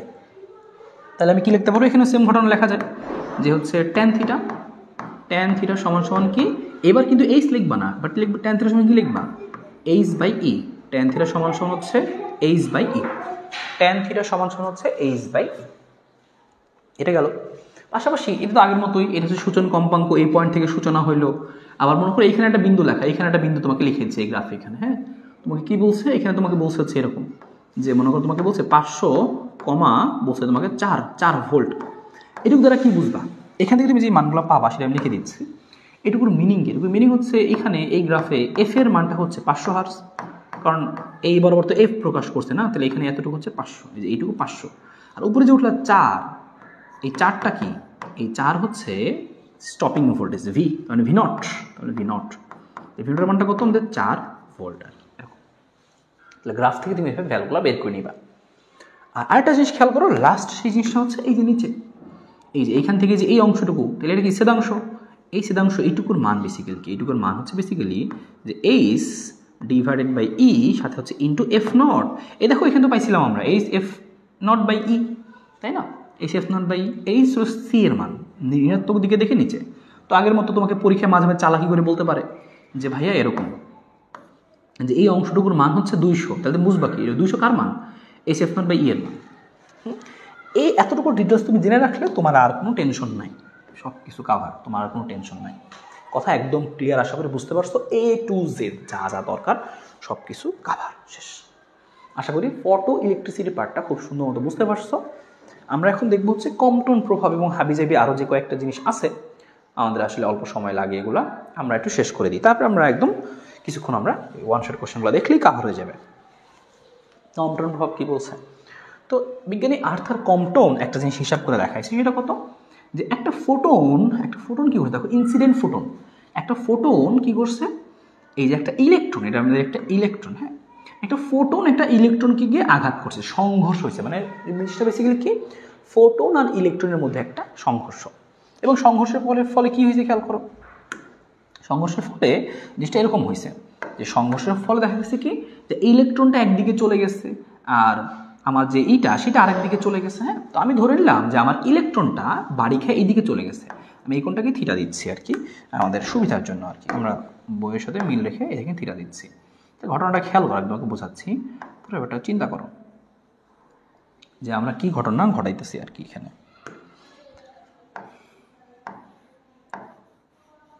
দেখো ব্যাপারটা খেয়াল করো, যে এখানে একটা ইলেকট্রন ছিল, একটা ফোটন আসছে, আসার পরে এখানে সংঘর্ষ হয়েছে, সংঘর্ষের পরে ওই ইলেকট্রনটা একদিকে বিক্ষিপ্ত হয়েছে, এটা হচ্ছে বিক্ষিপ্ত ইলেকট্রন। বিক্ষিপ্ত ইলেকট্রন কত কোণে গেছে, থিটা কোণে মনে করে একদিকে চলে গেছে। আর আমাদের যে হচ্ছে ফোটনটা সেটা বাড়ি খেয়ে অন্য একদিকে বিক্ষিপ্ত হয়েছে, সোজা যাওয়ার কথা ছিল কিন্তু মানে সংঘর্ষ হয়ে ভিন্ন একদিকে চলে গেছে। এবং কত কোণে চলে গেছে, আমি ধরে নিলাম যে এই কোণটা হচ্ছে ফাই, তাহলে হচ্ছে কার বিক্ষেপণ কোণ, ওই আমাদের যেই ফোটন আসছে ফোটনের বিক্ষেপণ কোণ। এই কথা তোমাকে একটু মনে রাখতে হবে যে ফোটনের বিক্ষেপণ কোণ, এই ফাইটা কার কোণ, ফোটনের বিক্ষেপণ কোণ। এবার তুমি যদি থিটা দিয়ে প্রকাশ করো তাহলে কোনো আপত্তি নেই, কিন্তু মনে রাখতে হবে কোনটা নিবা কার, ফোটনের বিক্ষেপণ কোনটা নিবা। তুমি থিটা লেখো, ল্যামডা লেখো, ফাই লেখো, এক্স লেখো, তোমার ইচ্ছা, কিন্তু মনে রাখবা যে কোনটা কার নিতে হয়, ফোটনের বিক্ষেপণ কোণ নিতে হয়। তাহলে ব্যাপারটা এরকম যে আলো ফোটনটা আসছে, আসার পরে দেখা গেছে কি, ধরলাম যে এই ফোটনটা আসছিল, এই ফোটনের তরঙ্গ দৈর্ঘ্য ছিল ল্যামডা। যখনই ফোটনটা সংঘর্ষের পরে অন্য একদিকে বিক্ষিপ্ত হইলো, তখন তার তরঙ্গ দৈর্ঘ্য চেঞ্জ হয়ে গেছে ল্যামডা প্রাইম। দেখা যাচ্ছে তরঙ্গ দৈর্ঘ্য বেড়ে গেছে, তরঙ্গ দৈর্ঘ্য বেড়ে গেল, তাহলে এই তরঙ্গ দৈর্ঘ্য বেড়ে যে গেল, এই মানটা কত হবে। তো এইটাই কিন্তু আসলে আর্থার কম্পটন বলছে যে এই তরঙ্গ দৈর্ঘ্য যে বৃদ্ধি পাইলো, সেই তরঙ্গ দৈর্ঘ্যের ভ্যালুটা কত হবে সেটা চাইলে আমরা বের করতে পারবো। সেটা বের করতে পারবো কিভাবে, খেয়াল করো। তো বলছে এই তরঙ্গ দৈর্ঘ্যের পার্থক্য হবে হচ্ছে এরকম, যে ল্যামডা প্রাইম মাইনাস ল্যামডা সমান সমান হচ্ছে এরকম, সমান সমান হচ্ছে এরকম, যে এইচ ডিভাইডেড বাই হচ্ছে এম নট সি, আর সাথে ব্র্যাকেটে থাকবে হচ্ছে এরকম 1 মাইনাস কস ফাই। মেন কথা ফাই মানে কি, ফোটনের বিক্ষেপণ কোণ, এটা কিন্তু বুঝাইছি, বলে দিছি, এটা কিন্তু ইলেকট্রনের বিক্ষেপণ কোণ না, ইলেকট্রনের বিক্ষেপণ কোণ না, কার বিক্ষেপণ কোণ, ফোটনের বিক্ষেপণ কোণ। ফাই লেখো, থিটা লেখো, তোমার ইচ্ছা, কিন্তু কোনটা কার, ফোটনের বিক্ষেপণ কোণ। তাহলে বুঝলাম আমরা যে ল্যামডা প্রাইম মাইনাস ল্যামডা, এইটা হচ্ছে আমাদের কি, এটা হচ্ছে আমাদের সেই তরঙ্গ দৈর্ঘ্যের পরিবর্তন। আগে একরকম তরঙ্গ দৈর্ঘ্য ছিল, এরকম ধাক্কাধাক্কির পরে তরঙ্গ দৈর্ঘ্য চেঞ্জ হয়ে গেছে। এটা হচ্ছে আপাতিত ফোটনের তরঙ্গ দৈর্ঘ্য। হ্যাঁ, তাহলে লিখে রাখতে পারো একটু ছোট করে। হ্যাঁ, এটা আমাদের কি, যে আপতিত, এটা হচ্ছে আমাদের আপতিত ফোটনের তরঙ্গ দৈর্ঘ্য। হ্যাঁ, আপতিত ফোটনের তরঙ্গ দৈর্ঘ্য। আপতিত ফোটনের তরঙ্গ দৈর্ঘ্য। আর এটা আমাদেরকে বিক্ষেপণের পর আর কি, হ্যাঁ, আছে বিক্ষিপ্ত ফোটনের তরঙ্গ দৈর্ঘ্য, বিক্ষিপ্ত ফোটন, ঠিক আছে, বিক্ষিপ্ত ফোটনের তরঙ্গ দৈর্ঘ্য হচ্ছে ল্যামডা প্রাইম। তো এইটা পার্থক্য কতটুকু হবে, h by m naught c 1 - cos phi. আরেকটা কথা মনে রাখতে পারো স্পেশালি, এখানকার যে h by m naught c, এই h by m naught c, এই h by m naught c একটা স্পেশাল নাম আছে। এটাকে বলা হয় কম্পটন তরঙ্গ দৈর্ঘ্য। হ্যাঁ, এটাকে আমরা প্রকাশ করি এভাবে আর কি, কম্পটন তরঙ্গ দৈর্ঘ্য।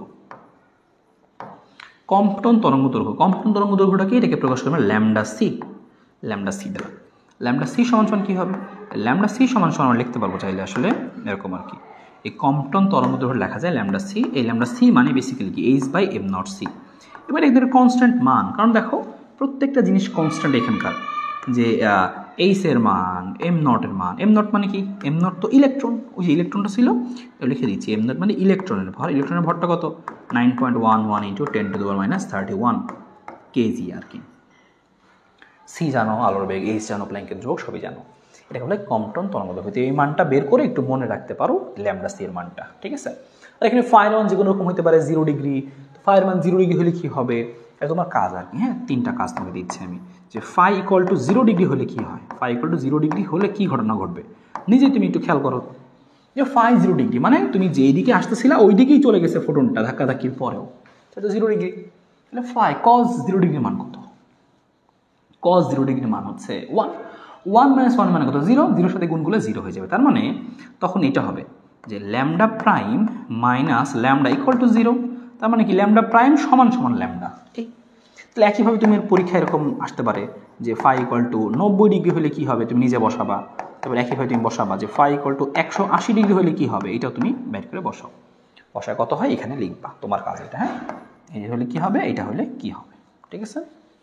এবং কখন সর্বোচ্চ হবে, কোন এই জায়গাটায় সর্বোচ্চ হবে সর্বোচ্চটা বলে দিচ্ছে। দেখো 180 ডিগ্রি বসাও, cos 180 মানে কত, -1 আর এখানকার কত একটা 1 মাইনাস আছে, তাহলে মানে 2 আসবে, 2 × এত। তখন দেখা যাবে এই মানটা হয়ে যাবে 2, মানে এই ঘটনাটা আসবে আর কি। এখানে যে পরিবর্তনটুকু আছে ল্যামডা প্রাইম মাইনাস ল্যামডা, এইটুকুর মান আসবে কত, যে 2 lambda c, 2 h m naught by c মানে কত, 2 ল্যামডা সি। এভাবেও লিখতে পারি আমরা। হ্যাঁ, এগুলো একটু মনে রাখো তোমার কাছে। এবং এই মানটা হচ্ছে সর্বোচ্চ, এই পরিবর্তনটা সর্বোচ্চ কখন, এই জায়গাটায় 180 ডিগ্রিতে সর্বোচ্চ পরিবর্তনটা এখানে হয়। ওকে, এটাও লিখে দিই, সর্বোচ্চ পরিবর্তন যে এইটা হয় এটাও লিখে দিচ্ছি আর কি। এই যে এই 180 ডিগ্রিতে কি হয়, যে সর্বোচ্চ পরিবর্তন,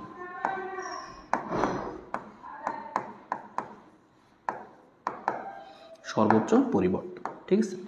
ওকে ফাইন। তো যাই হোক, ওভারঅল এইটুকু মনে রাখবা, এনাফ। এখান থেকে শেষ। তার মেন ঘটনা কি ছিল, একটা ফোটন আইসা এখানে আঘাত করছিল, আঘাত করার পর ইলেকট্রন একদিকে চলে গেছে, ফোটন একদিকে চলে গেছে। ফোটন যে বিক্ষিপ্ত হইলো, ফোটনের তরঙ্গ দৈর্ঘ্য চেঞ্জ হয়ে যায়। সেই চেঞ্জ হয়ে গেল, সেই তরঙ্গ দৈর্ঘ্য হচ্ছে ল্যামডা প্রাইম। বের করতে বলে কি করবো, ল্যামডা প্রাইম মাইনাস ল্যামডা সমান h by m naught c 1 - cos phi. H by m naught সির মান কত, কম্পটন তরঙ্গ দৈর্ঘ্য, এটা কনস্ট্যান্ট মান, মানটা তুমি বের করে মুখস্থ রাখবা। ল্যামডা সির মান বই থেকে মনে রাখবা। আর ভিন্ন ভিন্ন ডিগ্রিতে কি হয় সেটাও মনে রাখতে পারো এমসিকিউ এর জন্য। এবার আমাদের আরও কয়েকটা ছোটো টপিক আছে, সেটা হচ্ছে দ্য ব্রগলি তরঙ্গ। অনেকগুলো টপিক আছে, সবগুলো বলে দিচ্ছি, কারণ প্রত্যেকটা তোমার এমসিকিউ দিকে ঠিকই কাজে লাগবে। এমসিকিউতে গিয়ে তোমার কিন্তু ঠিকই আবার কাজে লাগবে কথাগুলো। তো মনে রাখো, দ্য ব্রগলি কি বলছে, আমরা কি জানতাম, দ্য ব্রগলি বেসিক্যালি করছে কি, যে এই আলো আসলে কি তরঙ্গ নাকি ফোটন, এটা নিয়ে মারামারি হচ্ছিল। আরেকটা কথা মনে রাখবা, যে এই কম্পটন প্রভাব এটা ব্যাখ্যা করতে হলে আমরা আলোকে চিন্তা করবো, আলো হচ্ছে কিন্তু কণা। হ্যাঁ, এই কথাটা লিখে দিচ্ছি, আলো হচ্ছে ফোটন। তো আলোকে কিন্তু এখানে কণা বা ফোটন চিন্তা করা হয়েছে, যে আলো কি এখানে তরঙ্গ কিন্তু না, আলোকে চিন্তা করা হয়েছে ফোটন। আলো কি বেসিক্যালি এখানে ফোটন, বা আমরা মনে মনে বলতে পারি কি আসলে কণা। তার মানে আলোর কণা ধর্ম ব্যাখ্যা করার জন্য কিন্তু এই কম্পটন প্রভাব ব্যাখ্যা করার জন্য আলোকে কণা হিসেবে চিন্তা করা হয়েছে। ওকে, এই কথাটা মনে রাখতে পারো এমসিকিউর জন্য। তো এটা নিয়ে মারামারি হচ্ছিল, কেউ বলতেছিল আলো কণা, আলো বলতেছিল কেউ তরঙ্গ, কেউ কণা। তো একটা বিশাল গ্যাঞ্জাম হচ্ছিল। দ্য ব্রগলি সে সমাধান করে দেয়, বলছে ভাইয়া আলো একই সাথে তরঙ্গ এবং কণা দুইটাই। আলোর মধ্যে দুইটা ধর্মই আছে, আলোর মধ্যে দ্বৈত ধর্ম আছে, ডুয়েল নেচার আছে। আলো কণা ধর্মও দেখায়, আলো তরঙ্গ ধর্মও দেখায়, দুইটাই ধর্ম সে দেখাচ্ছে। এবং এদের মধ্যে সে সম্পর্ক স্থাপন করলো। আমরা জানতাম কি equal to c by lambda, আমরা এটাও জানতাম ইকুয়াল টু এমসি স্কোয়ার। এই দুটো লাইন থেকে কি লেখা যাবে, দেখো দুইটাই লেখা যাবে সি বাই ল্যামডা সমান এমসি স্কোয়ার, লেখা যাবে কি এইচ বাই ল্যামডা সমান এমসি, সি বাদ দিলে। আর এইচ বাই ল্যামডায় এমসি মানে বেসিক্যালি কি m v, m into v, c তো বেগ, আলোর বেগ, এমভি। আর এমভি মানে কি পি, ভরবেগ। তাহলে আলটিমেট জিনিসটা হচ্ছে এইটা হচ্ছে আমাদের সেই আলটিমেট জিনিস। এই তোমাকে একটু মনে রাখতে হবে এখান থেকে যে এরকম যে এইচ বাই ল্যামডা আমাদের জিনিসটা ছিল এইচ বাই ল্যামডা সমান বেসিক্যালি হচ্ছে পি, এইচ বাই ল্যামডা সমান হচ্ছে পি। এটা তোমার আলটিমেট জিনিস, তোমাকে এটাই মনে রাখতে হবে, এইচ বাই ল্যামডা সমান পি। এবার তুমি খেয়াল করো যে এই ল্যামডা ছিল তরঙ্গ ধর্ম আর এই পি ছিল কণা ধর্ম। তো কণা ধর্ম আর তরঙ্গ ধর্মের মধ্যে সম্পর্কটা কি? ব্যস্তানুপাতিক। তাহলে মনে রাখবে এই কথাটা যে কণা ধর্ম সমানুপাতিক দিয়ে 1/, তরঙ্গ ধর্ম, ঠিক আছে, 1/, তরঙ্গ ধর্ম। কণা ধর্মের সাথে তরঙ্গ ধর্মের সম্পর্ক কি? 1/, তরঙ্গ ধর্ম, তাই না? ব্যস্তানুপাতিক। আর তার মানে কোনো কিছুর যদি দেখা যায় যে কণা ধর্ম অনেক বেশি, তাহলে বুঝতে হবে কি যে তার তরঙ্গ ধর্মটা অনেক কম হবে, ল্যামডা অনেক কম হবে। এই হচ্ছে কথা। তার মানে তা ব্রগলি বুঝাইছি শুধু আলো না, ইলেকট্রন এবং যে কোনো বস্তুর মধ্যেই সেম ঘটনা ঘটতে পারে। যে কোনো বস্তুর, চলমান বস্তুর মধ্যে কণা ধর্ম এবং তরঙ্গ ধর্ম এবং কণা ধর্ম দুইটাই আছে, এটা সে বোঝায়। সবাই দুই ধর্ম দেখায়। ওকে, ফাইন। তাহলে এইচ বাই ল্যামডা সমান হচ্ছে পি, এইচ বাই ল্যামডা সমান হচ্ছে পি। পি মানে ভরবেগ না দেওয়া থাকলে কী করবো আমরা? এই যে বসাই দিব, এমভি বসাই দিতে পারবো। পি না থাকলে কী করা যাবে? যেখানে পি ইকুয়াল টু কি লেখা যাবে? এমভি লেখা যাবে আর কি। হ্যাঁ, ওকে ফাইন, এটা মনে রাখতে পারো, এখান থেকে কাজে লাগবে। আর একটা জিনিস মনে রাখবা যে ভরবেগের গতিশক্তির মধ্যে একটা সম্পর্ক আছে। হ্যাঁ, এছাড়াও তুমি মনে রাখবা যে ইকে সমান হচ্ছে p square by 2m, p square by 2m। কেন লিখলাম? পরে এখানে পি আছে। হ্যাঁ, তো পিটা দরকার হতে পারে মাঝে মাঝে। পি সমান কি হবে? যে √2 ইন্টু ইকে ইন্টু হচ্ছে এম। দেখো গুণ করলে এটা থাকে আমাদের আসলে। হ্যাঁ, তো এটা একটু মনে রাখতে পারো, কারণ এখানে ভরবেগ, এই ভরবেগের সময় এটা কাজে লাগতে পারে তোমার।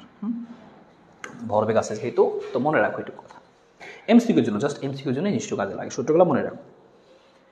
এবার আমাদের লাস্ট আরও দুই একটা ছোটোখাটো জিনিস আছে যেগুলো জাস্ট তোমাকে মনে রাখতে হবে। দেখে অনেকে ভয় পাবে যে ভাই এটা কী আনলেন, এটা কী? তো দেখো, এটাও তোমাকে আমি বোঝাই দিচ্ছি খুব সহজভাবে, একদম সহজ ওয়েতে। বলছে কালো বস্তুর বিকিরণ, অর্থাৎ ব্ল্যাক বডি রেডিয়েশন, কালো বস্তু বিকিরণ। তো এখানে ব্যাপারটা কি আসলে? সূত্রগুলো বা এই জিনিসটা, গ্রাফগুলো কখন আসবে, কীভাবে আসবে আমরা বুঝবো। তার আগে খেয়াল করো, একটা কালো বস্তু তুমি যদি নাও, বা যে কোনো বস্তু নিলা, হ্যাঁ, তুমি মনে করো এই হচ্ছে একটা বস্তু নিলা, ঠিক আছে? তুমি একটা মনে করো বস্তু নিলা, তুমি মনে করো এই হচ্ছে, বা যে কোনো একটা বস্তু নিলাম, মনে করো আচ্ছা এই বস্তু নিলাম আমরা, ওকে ফাইন। ব্যাপারটা কী হয়েছে? যে কোনো বস্তুকে তুমি যখন কী করবা, যে কোনো বস্তু যখন আলো দিবা, আলো মনে করি আলো এসে পড়লো, হ্যাঁ, এসে আলো পড়লো, যে কোনো বস্তু যখন তুমি আলো দিবা, ওই বস্তুটা আলো পড়বে, ওই বস্তুটা দেখবা যে কী হবে, যে ওই বস্তু যে রেডিয়েশন শোষণ করলো, আলো তো একটু রেডিয়েশন, তাই না? তড়িৎচুম্বক তরঙ্গ বা তড়িৎচুম্বক যে রেডিয়েশন, তো আলো কিন্তু যখন ওই বস্তুতে পড়লো, ওই বস্তুটা কিন্তু রেডিয়েশনটা শোষণ করলো, এবং ওই বস্তুটা আস্তে আস্তে গরম হতে থাকবে। যে কোনো বস্তু যখন এরকম কী করে, যে রেডিয়েশন শোষণ করে, বস্তুটা আস্তে আস্তে হিটেড হয় বা গরম হয়, উত্তপ্ত হয়। আলো পড়তেছে বস্তু আস্তে গরম হবে, এবং গরম হলে একটা টাইমে দেখা যাবে কি, সে যা সব শোষণ করছে, শোষণ করার পরে আবার সে বিকিরণ করাও শুরু করবে। হ্যাঁ, এরকম ঘটনা, শোষণ করবে পরে বিকিরণও করবে। এবার তুমি খেয়াল করো, যখন আলো কোনো সারফেসে পড়ে, কয়েকটা ঘটনা ঘটতে পারে। যে কিছু আলো এই তল কর্তৃক শোষিত হবে, এটাকে লিখি আমরা হচ্ছে এ, অ্যাবজর্পশন। কিছু আলো এই তল কর্তৃক রিফ্লেক্টেড হবে, মনে করো পড়লো, আর কিছু অংশ মনে করো আলো হচ্ছে রিফ্লেক্টেড হইলো আর কি। হ্যাঁ, মনে করো রিফ্লেক্টেড হইলো, ঠিক আছে। আর তো কিছু আলো কী হবে, এরকম রিফ্লেক্টেড হবে, কিছু আলো শোষিত হবে, কিছু আলো রিফ্লেক্টেড হবে, এবং কিছু আলো দেখা যাবে কি যে অ্যাবজর্পশন সে রিফ্লেক্ট হয়েছে, কিছু আলো এটা ভেদ করে চলে যাবে আর কি, ট্রান্সমিট হবে আর কি। তাহলে এই তিন রকম ঘটনা ঘটতে পারে, যে কিছু আলো শোষিত হইলো, কিছু আলো কি হইলো, এই হচ্ছে মানে এরকম হইলো, ইকুয়াল টু কত, টোটাল আলো, সম্পূর্ণ আলো আর কি। এটাও তোমাকে মনে রাখতে হবে। তাহলে কোনো সারফেসে যখন আলো পড়ে, তখন আমাদের এই তিন রকমের ঘটনা ঘটতে পারে, যে কিছু আলো শোষিত হবে, কিছু আলো রিফ্লেক্টেড হবে, কিছু আলো এই মাধ্যমটা তুমি ভেদ করে যাইতে পারে কিছু, টোটাল ওয়ান। কিন্তু কৃষ্ণ বস্তুর ক্ষেত্রে দেখা যায়, বা আদর্শ কৃষ্ণ বস্তুর ক্ষেত্রে বা ব্ল্যাক বডি ক্ষেত্রে, যে বস্তু তুমি কালো দেখবা, মনে হচ্ছে এই বস্তুটা কালো হইতো, হ্যাঁ, তাহলে যে কোনো বস্তু নিচ্ছিলাম, যদি এটা দেখতে কুচকুচা কালো হইতো, তাহলে সেই ক্ষেত্রে দেখা যাইত শুধুমাত্র এ সমান 1 হইতো, এ সমান 1 হবে যদি সেটা কি হয়, যদি সেটা ব্ল্যাক বডি হয়, যদি সেটা ব্ল্যাক বডি হয়, একটা ব্ল্যাক বডি নিতা, হ্যাঁ, একটা কালো বস্তু তুমি নিতা, দেখা যেত ওর কি হইতো, যে সম্পূর্ণটাই শোষণ হইতো, সব আলো শুষে নিছে, কোনো আলো রিফ্লেক্ট হবে না, ট্রান্সমিট হবে না, যদি সেটা আদর্শ কালো বস্তু হয়। ঠিক আছে, তাহলে তখন সেক্ষেত্রে এর মানটা 1 হবে। আর তার মানে বুঝতে পারতেছো যে আদর্শ কালো বস্তুর ক্ষেত্রে আর হবে 0, টি এর মানও হবে কত 0। এই কথাটুকু মনে রাখো। এবার এই যে বস্তুগুলো আলো শোষণ করলো, এটা কিন্তু আলোবার মানে ওই রেডিয়েশন পরে বিকিরণও করবে। তো বিকিরণের দিকে আমরা যাবো, এটাকে বলছি আমরা কৃষ্ণ বস্তুর বিকিরণ। শোষণ করলো সে, শোষণ করলে উত্তপ্ত হবে, উত্তপ্ত হওয়ার পরে সে বিকিরণও করা শুরু করবে। এটা মাথায় রাখো। এই কথাগুলো কিছু বৈশিষ্ট্য আছে, খেয়াল করো। তাপ বিকিরণের বৈশিষ্ট্য বস্তুর ধর্ম ও তাপমাত্রার উপর নির্ভর করবে। সে এই যে বিকিরণ যে করবে একটু পরে বলবো আমরা, ও বিকিরণটা বস্তুর ধর্ম ও তাপমাত্রার উপর নির্ভর করে, সেটা কতটুকু গরম হয়েছে তার উপরে নির্ভর করবে। একটি আদর্শ কৃষ্ণ বস্তু সকল তরঙ্গ দৈর্ঘ্যের তাপ শক্তি শোষণ করে, সব শোষণ করে নেয়। আদর্শ যদি হয় সবই শোষণ করে নেবে। ঠিক আছে, তা বলছে যথাযথ তাপমাত্রায় উত্তপ্ত করলে সকল তরঙ্গ দৈর্ঘ্যের তাপ শক্তি বিকিরণ করতে পারে। তা আমরা যদি উত্তপ্ত করো, বলছিলাম কি উত্তপ্ত যখন হয়ে যাবে সেটা কিন্তু বিকিরণ করা শুরু করবে, এবং বিকিরণ যে হবে সে সকল তরঙ্গ দৈর্ঘ্য, এই কথাটা ইম্পর্টেন্ট, যে সকল তরঙ্গ দৈর্ঘ্যের আলো, যে সকল তরঙ্গ দৈর্ঘ্যের আলো সে বিকিরণ করবে। এই কথাটা কিন্তু ইম্পর্টেন্ট, পরে আমরা কাজে লাগবে কথাটা। যে যখন তুমি একটা বস্তুকে, একটা এই যে বস্তু আছে খেয়াল করো, বস্তুকে তুমি আলো পড়ছে, তাহলে এই বস্তুটা কি রেডিয়েশন শোষণ করছে, আস্তে আস্তে এটা উত্তপ্ত হবে। উত্তপ্ত হওয়ার পরে এক সময় দেখা যাবে এটা আলো বিকিরণ করা শুরু করবে, বিকিরণ করা শুরু করবে, শক্তি বিকিরণ করবে। তখন ও শক্তিটা বিকিরণ করতেছে, ও সব ধরনের তরঙ্গ দৈর্ঘ্যে বিকিরণ করবে, সকল তরঙ্গ দৈর্ঘ্যের আলোকেই সে বিকিরণ করবে। আচ্ছা, এবং বিকিরণ যদি করে তখন কী হবে সেটা আমরা দেখবো।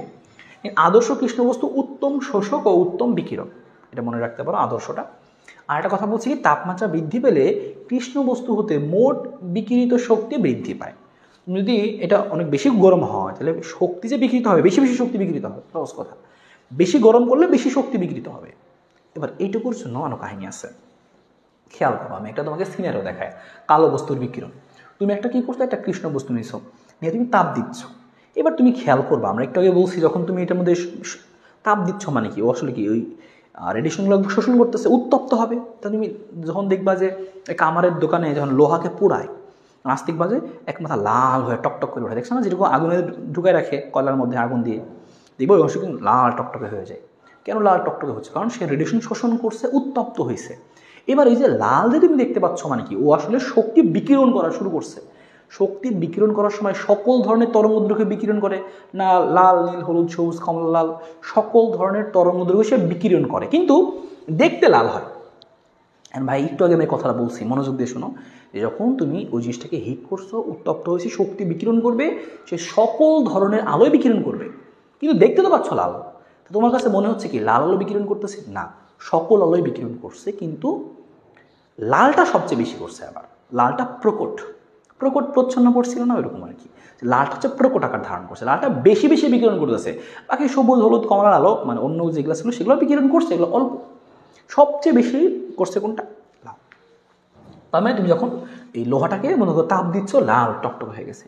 যখন তুমি আরও তাপ দিবা, দেখবা যে কি একটু কমলা কমলা হয়ে যাবে।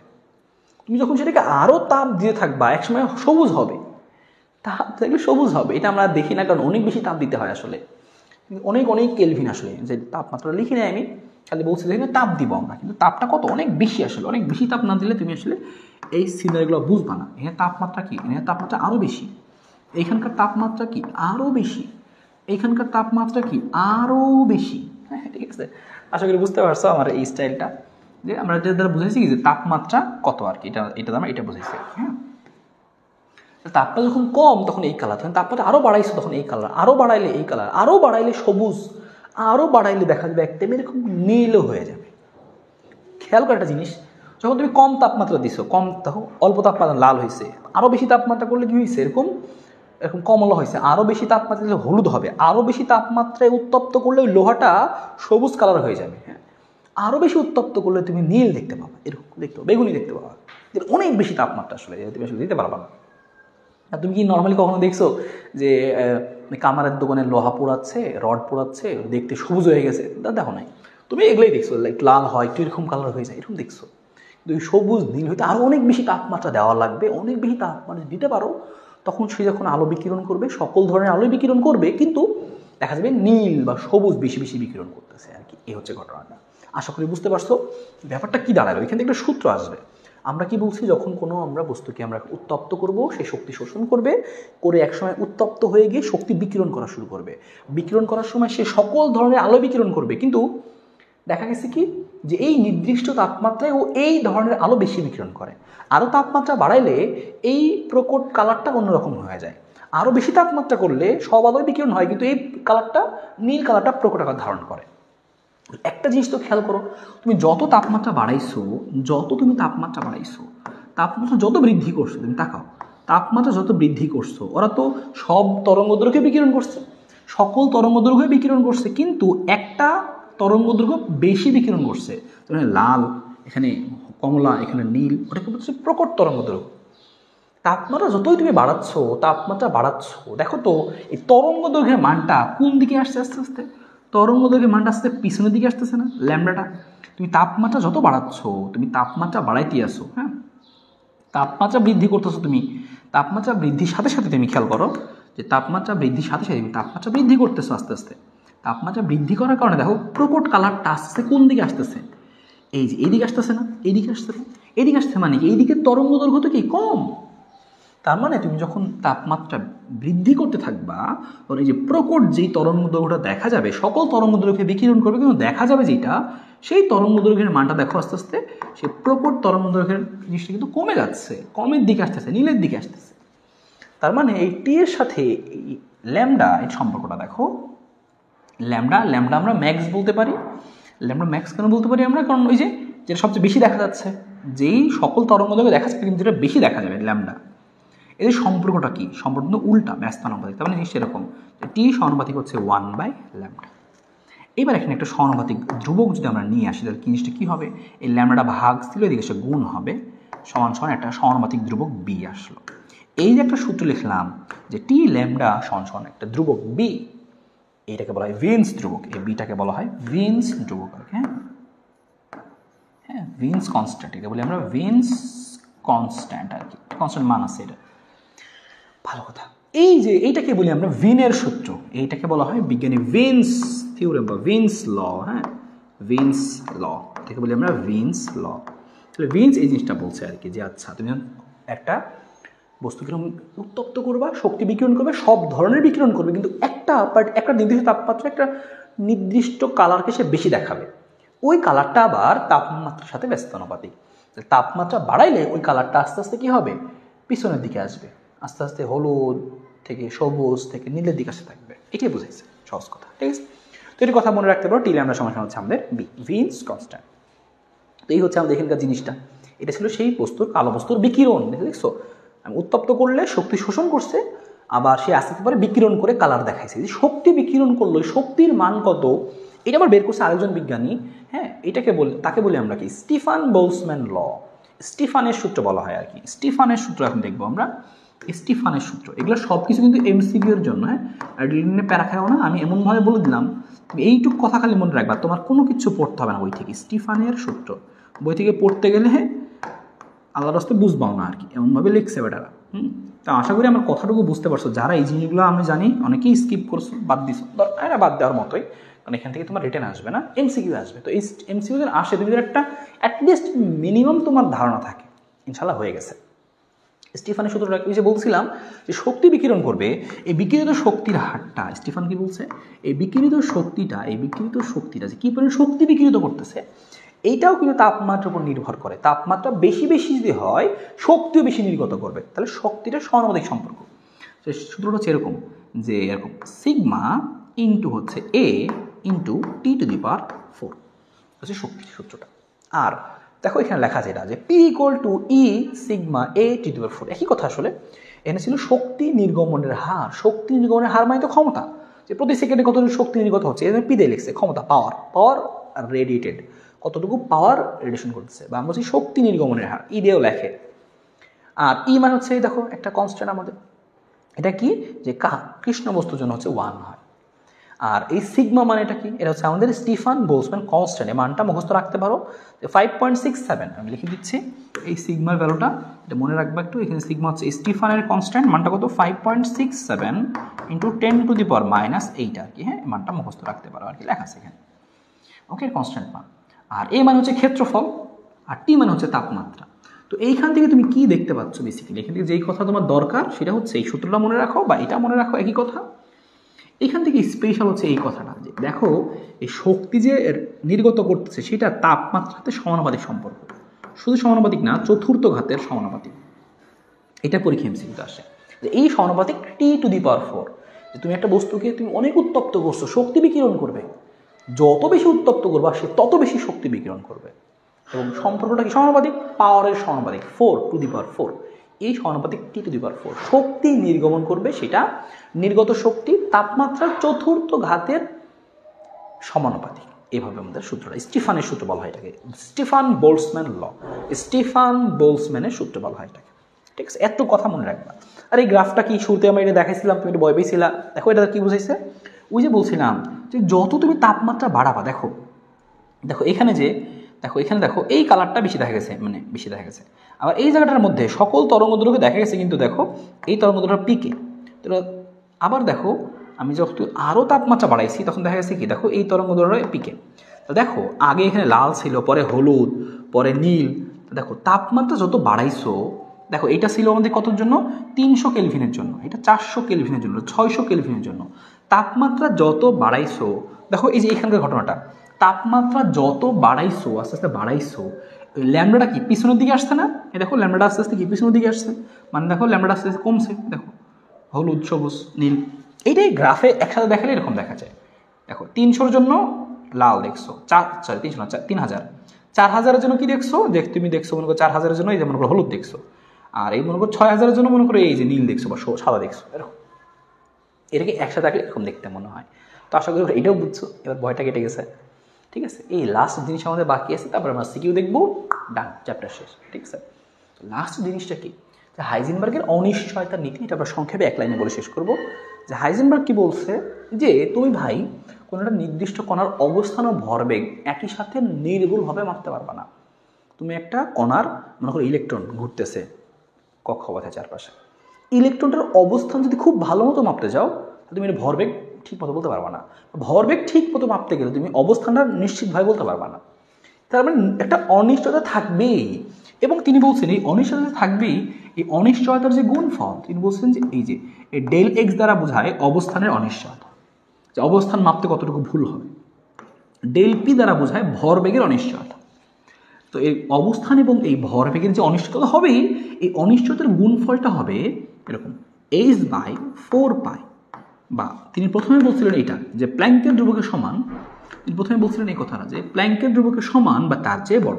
তার মানে তুমি যে যদি একদম নির্ভুলভাবে মাপো, তাহলে তারপরে ভুল থাকবে, কতটুকু ভুল থাকবে, এই প্ল্যাঙ্কের ধ্রুবকের সমান ভুল থাকবে, মানে এতটুকু প্ল্যাঙ্কের ধ্রুবকের সমান নির্ভুলভাবে তুমি মাপতে পারো, মানে এতটুকু অনিশ্চয়তা থাকবে।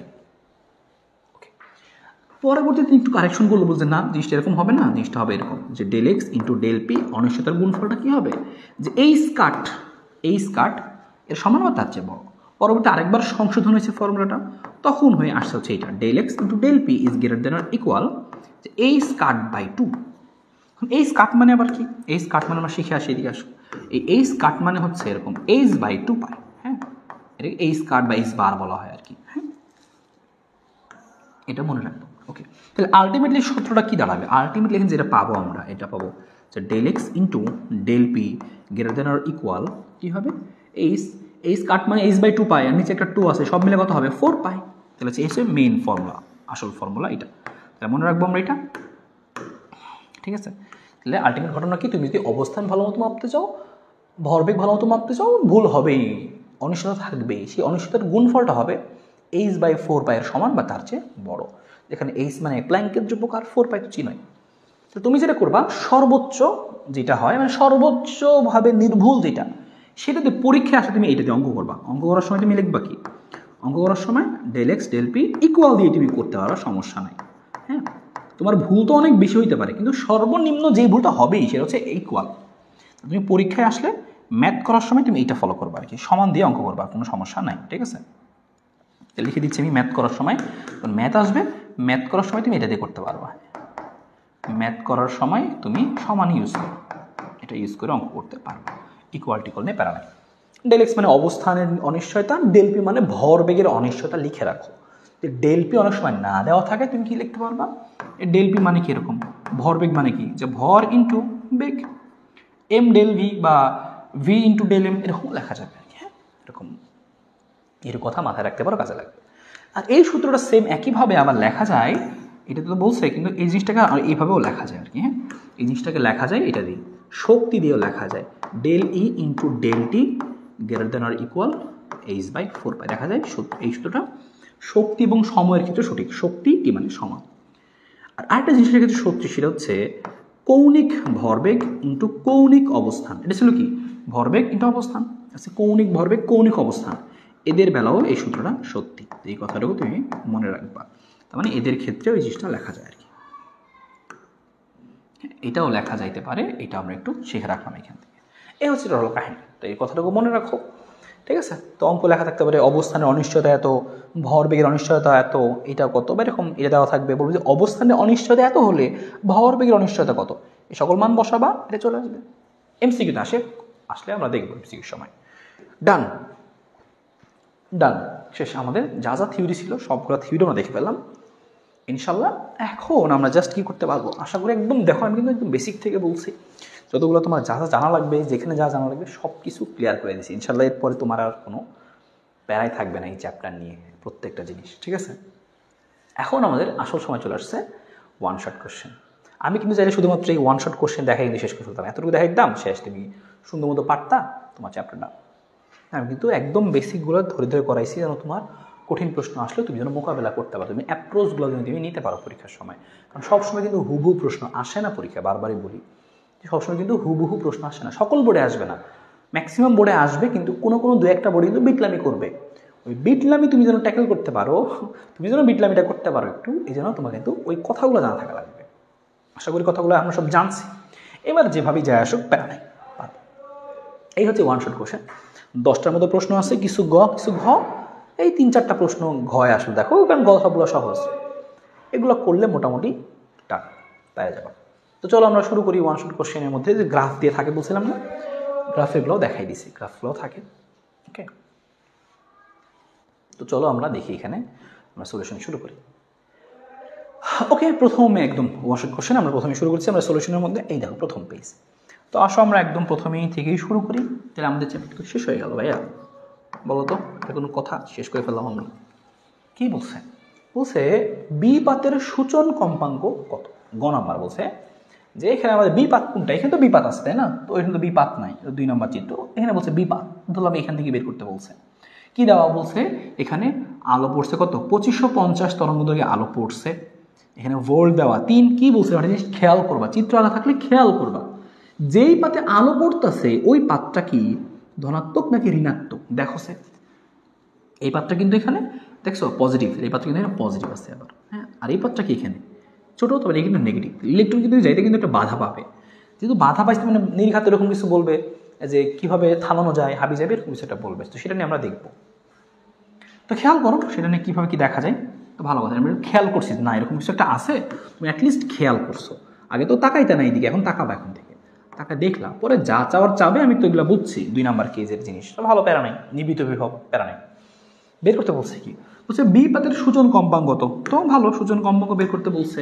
দেখো লেখা আছে বিপাতের কার্যাপেক্ষ, তো লিখে দিচ্ছি আমি, লেখাই তো আমাদের আছে এখানে, তো লেখা আছে কি আমাদের বিপাতের, এটা লেখা আছে বিপাতের কার্যাপেক্ষ, বিপাতের কার্যাপেক্ষকের মানটা কত 2.2, তো লেখা আছে কত 2.2 ইলেকট্রন ভোল্ট। ভালো, এখন জিজ্ঞেস করছে সূচন কম্পাঙ্ক কত, তাহলে আমরা কি জানি, আমরা জানতাম যে কার্যাপেক্ষক W0 সমান সমান এইচ F0, সূচন কম্পাঙ্ক মানে কি F0 বের করতে বলছে, F0 সমান কি হবে W0 বাই এইচ, তাহলে F0 সমান সমান কি হবে, F0 সমান সমান হবে W0 বাই এইচ। এবার W0 এর মানটা কত, সেটা হচ্ছে 2.2, তাহলে 2.2, কিন্তু ইলেকট্রন ভোল্টে দেওয়া আছে, বলছিলাম জুল বানাইতে হবে, তো জুল বানানোর জন্য কি করবা, এই যে শিখেছিলাম তোমাকে, জুল বানাইতে ইলেকট্রনের চার্জ দিয়ে গুণ করে দেবো 1.6 × 10⁻⁻19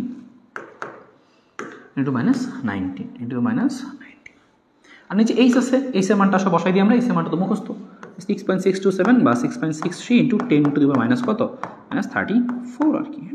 এটুকু তুমি যদি ভাগ করে দাও একটা মান পেয়ে যাবা, সূচন কম্পাঙ্ক হচ্ছে এত, সূচন কম্পাঙ্ক হচ্ছে এত, একটা ভাগ করেই দেখে এটা হলো আমাদের আসবে কত, বেসিক্যালি যে 2.2 × 1.6 ইন্টু 10⁻⁻19। ওকে, ভাগ দিয়ে দিলাম আমরা 6.63 ইন্টু 10⁻⁻34।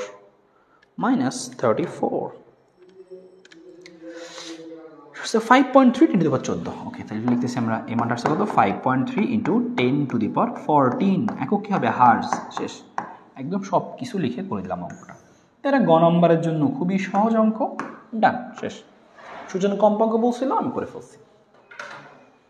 পরেরটা যার পরেটা কি বলছে দেখি আমরা, দেখো এখানে 2 নাম্বারটা দেখবো আমরা। 2 নাম্বারটা কি বলছে, যে 2 এর গ আমাদের কি বলছে, 2 এর কত বলছে বি পাতের সূচন তরঙ্গ দৈর্ঘ্য কত। সেম, তোমার তো পরীক্ষায় এটা না চেয়ে পরীক্ষা এটা চাইতে পারতো, সূচন কম্পাঙ্ক না দিয়ে বলতে পারো সূচন তরঙ্গ দৈর্ঘ্য বের করো। আবারও সেম কাহিনী, তুমি লিখবা যে হচ্ছে কি যে বি পাতের কার্যাপেক্ষক। তাহলে আমি এই লাইনটাকে কপি করে নিচ্ছি, এই পাতটাকে এই পেজটাকে কপি করে নিই। ওকে, খেয়াল করো কি বলছে, তাহলে এগুলো আমি মুছে দিচ্ছি।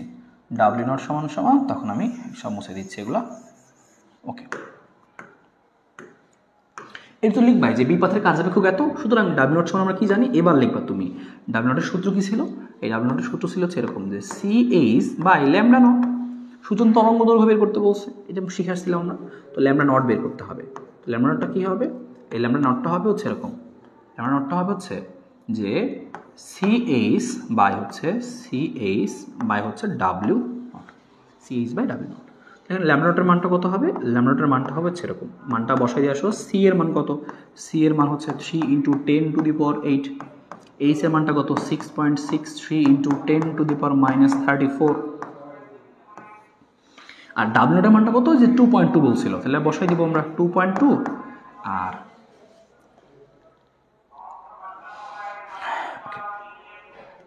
তারপর 2.2 আর হচ্ছে আমাদের কত গুণ করবো আমরা, কত 1.6 × 10⁻⁻19 দিয়ে, তাহলে জুলে চলে আসবে এসআই একক। এখন এটা তোমাকে গুণ ভাগ করতে হবে, গুণ ভাগ করে দেখতে হবে এই λ0 মানটা কত আসে। তো গুণ ভাগটা করতেই পারবা, আমি আর সময় নষ্ট করতেছি না। এটা চলে আসবে, একক কি হবে, এত মিটার, তরঙ্গ দৈর্ঘ্য একক মিটার হবে, কারণ কি এসআই একক বের করছি আমি। ডান, হ্যাঁ, এটা আমাদের কত ছিল আসলে, 2 এর গ ছিল আমাদের আসলে এখানে, ঠিক আছে, 2 এর গ ছিল। তো এটা আমরা ডান করে ফেললাম। তাহলে এই পাশে ছিল আমাদের 1 এর গ, 2 এর গ।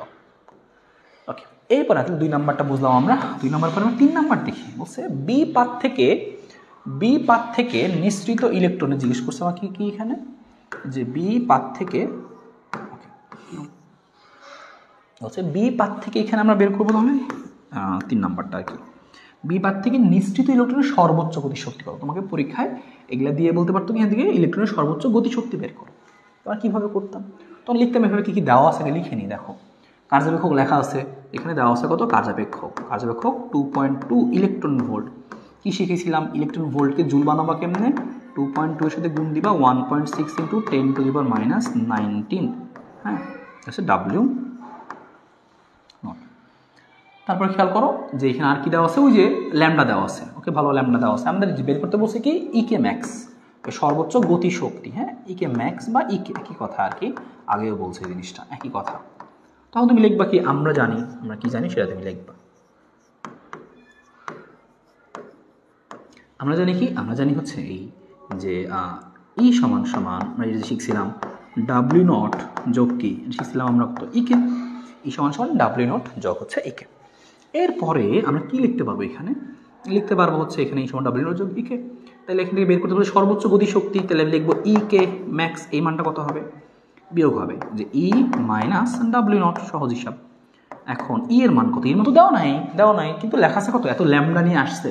তাহলে ই এর পরিবর্তে কি লিখবো আমরা, এটা শিখেছিলাম যে দেওয়া না থাকলে লিখবো কি আমরা, যে এটা দেওয়া আছে সেটা দিয়ে মান বের করবো, CH/λ মাইনাস W0 সরাসরি দেওয়া আছে কত, এই যে এটা।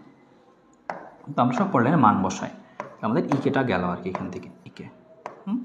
তাহলে এখান থেকে যদি ইকেটা লিখি তাহলে কি আসবে, CH/λ।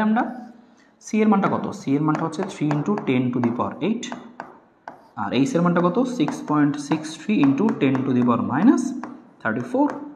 ল্যামডা মানটা লেখা ছিল ওই দেখো 2550 অ্যাংস্ট্রম, সেটা বসাবো আমরা 2550 অ্যাংস্ট্রম। 10⁻⁻ কত, 10 গেল আমাদের এইটুকু গেল। ওকে, ভালো কথা, এইটুকু বের করলাম। মাইনাস W0 এর মানটা তো এই যে পাইছিলাম, বসাই দিব 2.2 into 1.6 into 10 to the power minus 19 শেষ। এই হিসাবটুকু তুমি করবা এখন। এইটাই কিন্তু তোমার আলটিমেট কি হবে, গতিশক্তি। এখানে একটা মান পাবা, এই যেটা বক্স করে দিলাম আমি, এটা কিন্তু অ্যান্সার। এই হিসাব তো করতেই পারবা, ক্যালকুলেটর দিয়ে তুলে দিবা, গুণ করে দিবা, বিয়োগ করে দিবা, শেষ। আর যারা এরকম কালো ক্যালকুলেটর ইউজ করবা, যেটা পিচ্চিটা, তোমরা যেটা করবা কিন্তু অবশ্যই ব্র্যাকেট দিয়ে আস্তে ধীরে এইটুকু গুণ ব্র্যাকেট দিয়ে করবা, ব্র্যাকেট দিয়ে আবার ভাগ করবা এইটুকু, শেষ। লিখবা মাইনাস আবার করবা, এটা সাবধানে করে, কারণ এটা কিন্তু একবারে তুলে দিলে ওর মাথা নষ্ট। হ্যাঁ, তোমাদের মতো অবস্থা, ওর মাথা নষ্ট, উল্টাপাল্টা মান দিবে। আচ্ছা, আর যাদের ওই যে শ্যামলা কালার ওই যে 991 আছে, তারা একদম ধুমায় তুলে দিবা, একদম অ্যান্সার চলে আসবে। Okay fine. তো এটা বুঝলাম আমরা, গতিশক্তি একক কে আসবে, জুল। ডান, বুঝলাম। তাহলে এখান থেকে আমরা ঘ নাম্বার করবো, কারণ পরীক্ষায় এইটা না চাই বলতে পারতো যে বলতো বিপাত থেকে নিশ্চিত ইলেকট্রনের সর্বোচ্চ গতিবেগ কত, ভালো করে খেয়াল করবা। এখানে অনেকেই ভুল করে, এই গতি দেখে, এই প্রথমের গতি দেখে অনেকে গতি শক্তি বের করে ফেলে। না, পুরোটা পড়ো ভাইয়া, গতি বেগ, তার মানে বেগ চাইছে, এখানে ভি চাইছে। গতি শক্তি তার মানে এখানে ইকে চাইছে। একটু ভালো করে পড়বা, অনেক তাড়াহুড়া করার কারণে দেখতে ভুল হয়। তো আমি জানি দেখতে ভুল হয়, তো একটু মনোযোগ দিয়ে দেখবা যেন পরীক্ষায় ভুলটা না করো। হ্যাঁ, ওকে ফাইন। আমি এখান থেকে কপি করে নিচ্ছি দ্রুত করার জন্য। ডান। তাহলে আমরা এখানে কী করবো দেখো, আমরা সেই চেঞ্জ করে দিলাম নাম্বারটা, এখন 4 নাম্বার করতেছি। আমাকে বের করতে বলছে কি, সর্বোচ্চ কি বের করো, যে গতিবেগ বের করো, সর্বোচ্চ গতিবেগ বের করো। 4 নাম্বারটা করতেছি। তো আমি ফার্স্ট আগে এটা করবোই। হ্যাঁ, এখানে আমাদের কি চাইছে, এখানে আমাদের বেসিক্যালি চাই নাই, গতিবেগ চাইছে, ভি ম্যাক্স চাইছে। বলছে এখান থেকে ভি ম্যাক্স কত, তো গতিশক্তি বের করলে যে তুমি গতিবেগ বের করতে পারবা। এইটুকু তুমি আগে করে নিবা, এটুকু। তারপর তুমি লিখবা এইটুকু অঙ্ক, তুমি এই সাইড লিখবা। ওকে ফাইন, ঠিক আছে। সাইডে তুমি কি লিখবা, লিখবা হচ্ছে এখন। তুমি লিখবা যে এখন আমরা আবার কি জানি, এটা লিখবা। এখন আমরা এই জানতাম যে গতিশক্তি সমান সমান কি জানতাম আমরা, যে হাফ এম ভি স্কোয়ার। এই ভি এর মান তোমাকে বের করতে হবে। ভি সমান সমান কি হবে, ভি সমান সমান হবে সেরকম রুট ওভার যে 2 ইন্টু ইকে ভাগ কত হবে এম, শেষ। এই যে তুমি কিন্তু ভি ম্যাক্সটা পাই গেল, এটাই কিন্তু সর্বোচ্চ গতিবেগ বা সর্বোচ্চ গতিশক্তি বসাই, সর্বোচ্চ গতিবেগ, শেষ। এম এর মানটা কত বসাবে, এম নিয়ে টেনশন নাই, ইলেকট্রনের ভর। এম মানে কত বসাবে এখানে, এমটা হচ্ছে কত, ইলেকট্রনের ভর 9.11 into 10 to the power minus 31 এত কেজি। তো পরীক্ষায় তোমার এইটা না আসে এটাও বলতে পারতো, এবং বলছে গ নম্বরে তুমি ঘাটাঘাটি করবা, দেখবে দেখো অঙ্ক আসছে। এটা আসলে কীভাবে কী করবা সব তোমাকে বলে দিলাম। হ্যাঁ, তোমাদের আরও 2টা আছে বেসিক্যালি এখানে, 5 এবং 6 গ নম্বরের জন্য। তো আশা করি এইটাও ক্লিয়ার হয়ে গেল। কী করতে হবে, অ্যান্সার কিন্তু এইটা না, অ্যান্সার কিন্তু এইখানে এসে অ্যান্সার হবে। বুঝতে পারলাম, গতিবেগ সর্বোচ্চ গতি একক কী হবে, মিটার পার সেকেন্ড, নর্মাল বেগের। ডান। এবার আমরা দেখবো হচ্ছে কয় নাম্বারটা, 5 নাম্বারটা, 5 এবং 6। হ্যাঁ, 5 এবং 6 জন্য আমরা এরকম রাখছি যে এরকম দেওয়া থাকতে পারে, থাকলে কী হবে গ্রাফে, যেমন 6 নাম্বারটায় গ্রাফেরটা আসছে আর কি, তো এই জন্য এটাতে দেখাইছি। তাহলে 5 নাম্বারটা আমরা করে আসো। 5 নাম্বারটা আমাদের কী বলছে, 5 আমাদের বলছে 5-এর গ। 5-এর গতে বলছে যে কোনো ধাতুর উপরে এত কম্পাঙ্কের আলো পড়ছে মনে হয়, ঠিক আছে, যে কোনো ধাতুর উপর 7.14 হার্জ কম্পাঙ্কের আলো উপরিপাতিত হলে নিবৃত বিভব এত হয়। এখন জিজ্ঞেস করছে তাহলে সূচন কম্পাঙ্ক কত, এখানে বের করো। যে কি দেওয়া, কম্পাঙ্কের আলো আপতিত হয়েছে, নিবৃত বিভব এত হয়েছে, নিবৃত বিভব দেওয়া।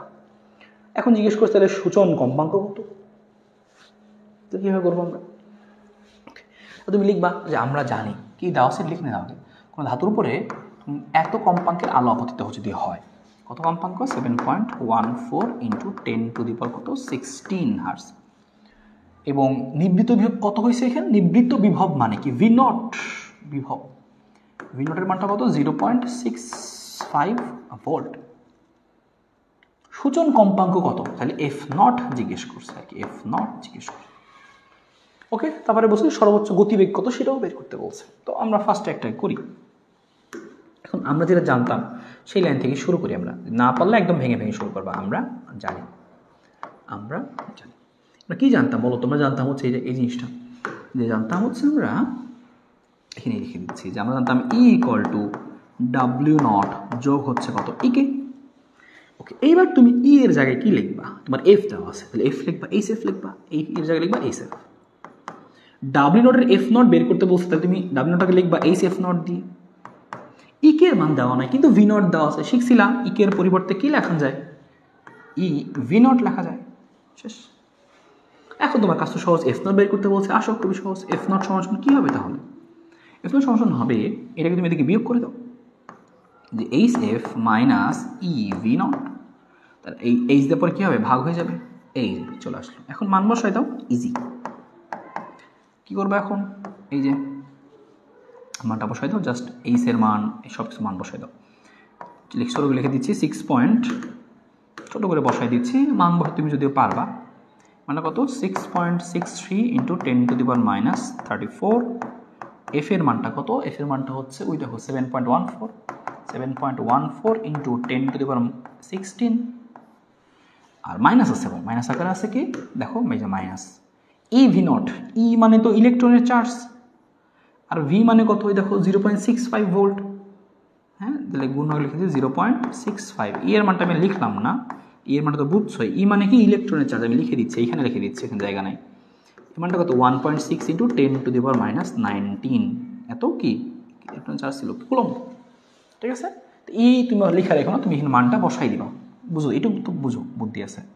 এস এর মান কত, সেম 6.63 ইন্টু 10⁻34। তাহলে তুমি আগে এইটুকু হিসাব করবা, পরে ওইটুকু হিসাব করবা, পরে বিয়োগ করবা আর কি, আর নিচে এটাতে ভাগ করবা, তাহলে তুমি পাওয়া যাবে এখান থেকে এফ নট এর মানটা হচ্ছে এই যে এত, এখন কী হবে, এত হাস, শেষ। একইভাবে জিজ্ঞেস করছে আরেকটা, এটার সাথে অ্যাড করে দিয়ে বলছে সর্বোচ্চ গতিবেগ কত, তো এটা তুমি বের করতে পারছো, সমস্যা নেই। সর্বোচ্চ গতিবেগ তুমি লিখবা যে সর্বোচ্চ গতিবেগ,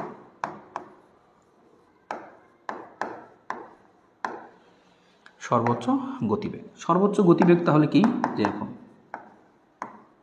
সর্বোচ্চ গতিবেগ ইকে ম্যাক্স, তাহলে এটার পরে লিখতে পারি আমরা ই ভি নট, তাই না, কারণ আমরা তো জানি যে আসলে এখানে ভি নট দেওয়া আছে। ই এর মানটা বসাই দিচ্ছি আমরা 1.6 × -19, আর ভি নট কত, 0.65 ভোল্ট। এইটুকু বসালে পাওয়া যাবে তুমি সর্বোচ্চ গতিবেগ, গতিবেগ না গতিশক্তি ছিল, সরি সর্বোচ্চ গতিবেগ চাইছিল। তাহলে আমরা গতিশক্তি বের করবো আগে, ওকে। অ্যান্সার না আমাদের, এটা অ্যান্সার হবে না, একটু বের করছি আমরা। এইটুকুর পরিবর্তে আবার কী লেখা যায় বলতো, এই গতিশক্তির পরিবর্তে লেখা যাবে কত, হাফ এম ভি স্কোয়ার। আর এখানে একটা মান তোমার চলে আসছে, এখানে একটা মান আসছে, এখান থেকে তুমি কী করবা, এই যে ভি বের করবা। তো আমি সাইডে করে দিচ্ছি এখান থেকে, হ্যাঁ, বাকিটুকু সাইডে করতেছি। তখন তুমি লিখবে এখানে গতিবেগ ভি ইকুয়াল টু, যেখানে 2 ইন্টু এখানে যে বক্সটা আসছে সেটা, ভাগ হচ্ছে এম, আর উপরে কত, root over.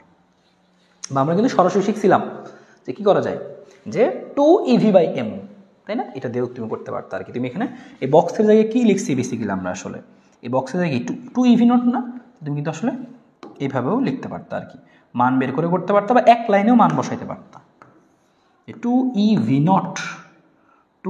Not by M, এটা এখানে সূত্র শিখছিলাম আমরা, তাই না, এভাবে করতে পারতো। এখানে EV নটের যে মানটা সেটাই তো এখানে তুমি বসাই দেবা গিয়ে, শেষ।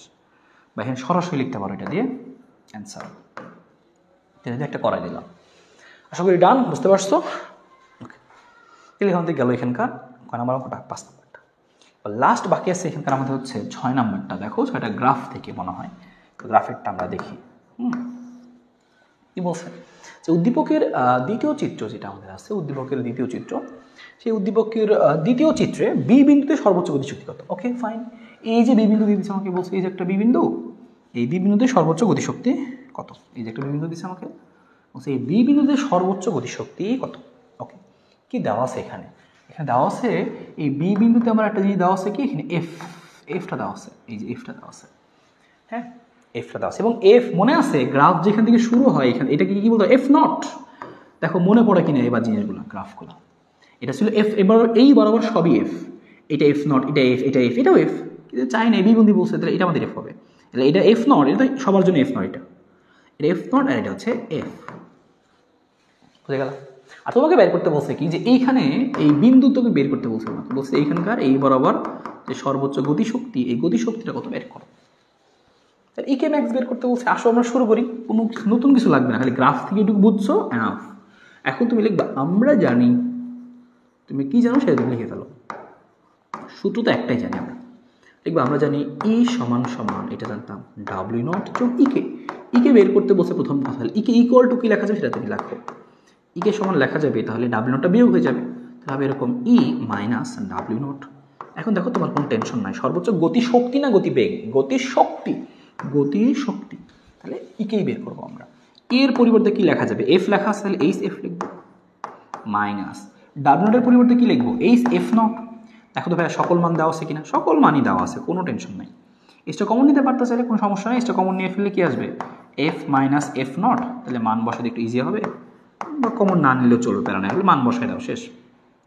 6.63 into 10 to the power minus 10 to the power minus 34, minus 34। F এর মানটা কত, ওই যে লেখা আছে f 6 into 10 to the power 15, 6 into 10 to the power 15।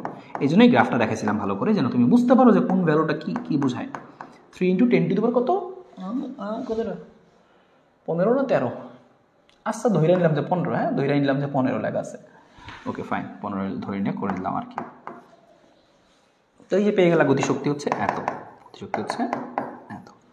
ওকে, এবার গ্রাফটা কার, গ্রাফটা হচ্ছে ই ম্যাক্স আর হচ্ছে এফ এর। তাহলে এই গ্রাফে আরও কি কি পড়ছিলাম রিভিউ করে আসো। এই গ্রাফের ঢাল কত ছিল, এই গ্রাফের ঢাল ছিল হচ্ছে কত, এইচ, মনে পড়ে, গ্রাফের ঢাল ছিল কিন্তু এইচ, বা আমরা কি লিখতে পারতাম যে ট্যান থিটা হচ্ছে ঢাল, তাহলে ট্যান থিটা সমান সমান এইচ। যদি বলতো এই কোণ বের করো, তাও তুমি বের করতাম, ট্যান থিটা সমান সমান এইচ দিয়ে কোণটা বের করতে পারতাম। আর একটা জিনিস পড়ছিলাম, মনে করে দেখো এরকম ছিল জিনিসটা, এখানে মিশায়া দিতে তোমাকে বলতো কি যে এই বিন্দুর এইটুকুর দূরত্ব বের করো, এইটুকু কত আসলে, তাও বের করতে পারতো। তুমি শিখছিলে কি, এইটুকুর মান বেসিক্যালি কত ছিল, এইচ এফ নট ছিল, এইটুকু মান ছিল কত, এইচ এফ নট। তো এইচ এফ নট বের করে বলতো এইটুকুর মান হচ্ছে এত, যদি চাইতো বের করতে পারতা। ঠিক আছে, ওকে ফাইন, আশা করি একদম টোটালি ক্লিয়ার ব্যাপারটা। ওকে ফাইন, এইটুকু ক্লিয়ার হয়ে গেছে, তাহলে এগুলো আমাদের লাগবে না, গ এর অঙ্ক এগুলো ঘ শুরু করছে এখান থেকে, দুটো আমি বাদ করে দিচ্ছি। ওকে,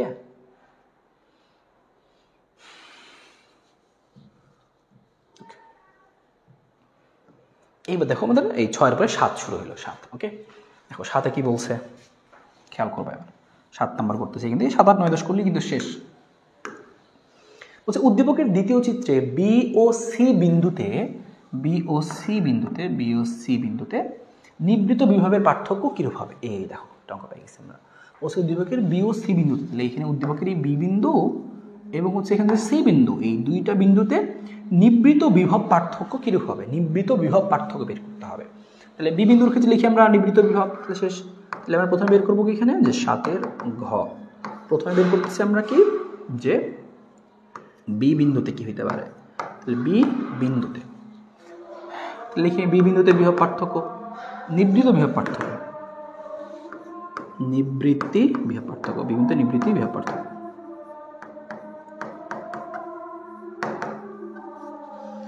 নাম দিলাম হচ্ছে ভি নট, এটা বের করতে যাচ্ছি আমি।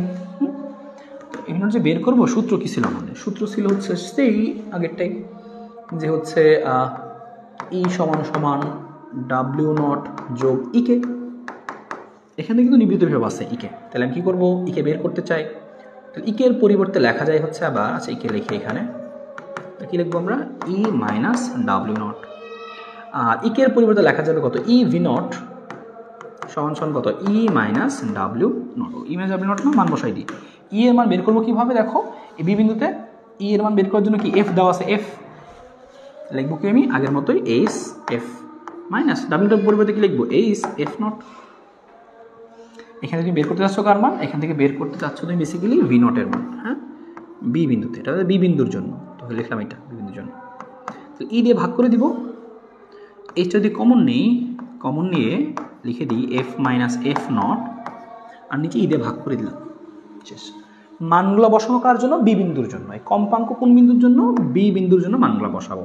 তখন তুমি লিখবা যে ভি নট সমান সমান, মান বসাই দিচ্ছি 6.63 10 টু দি পাওয়ার মাইনাস 34।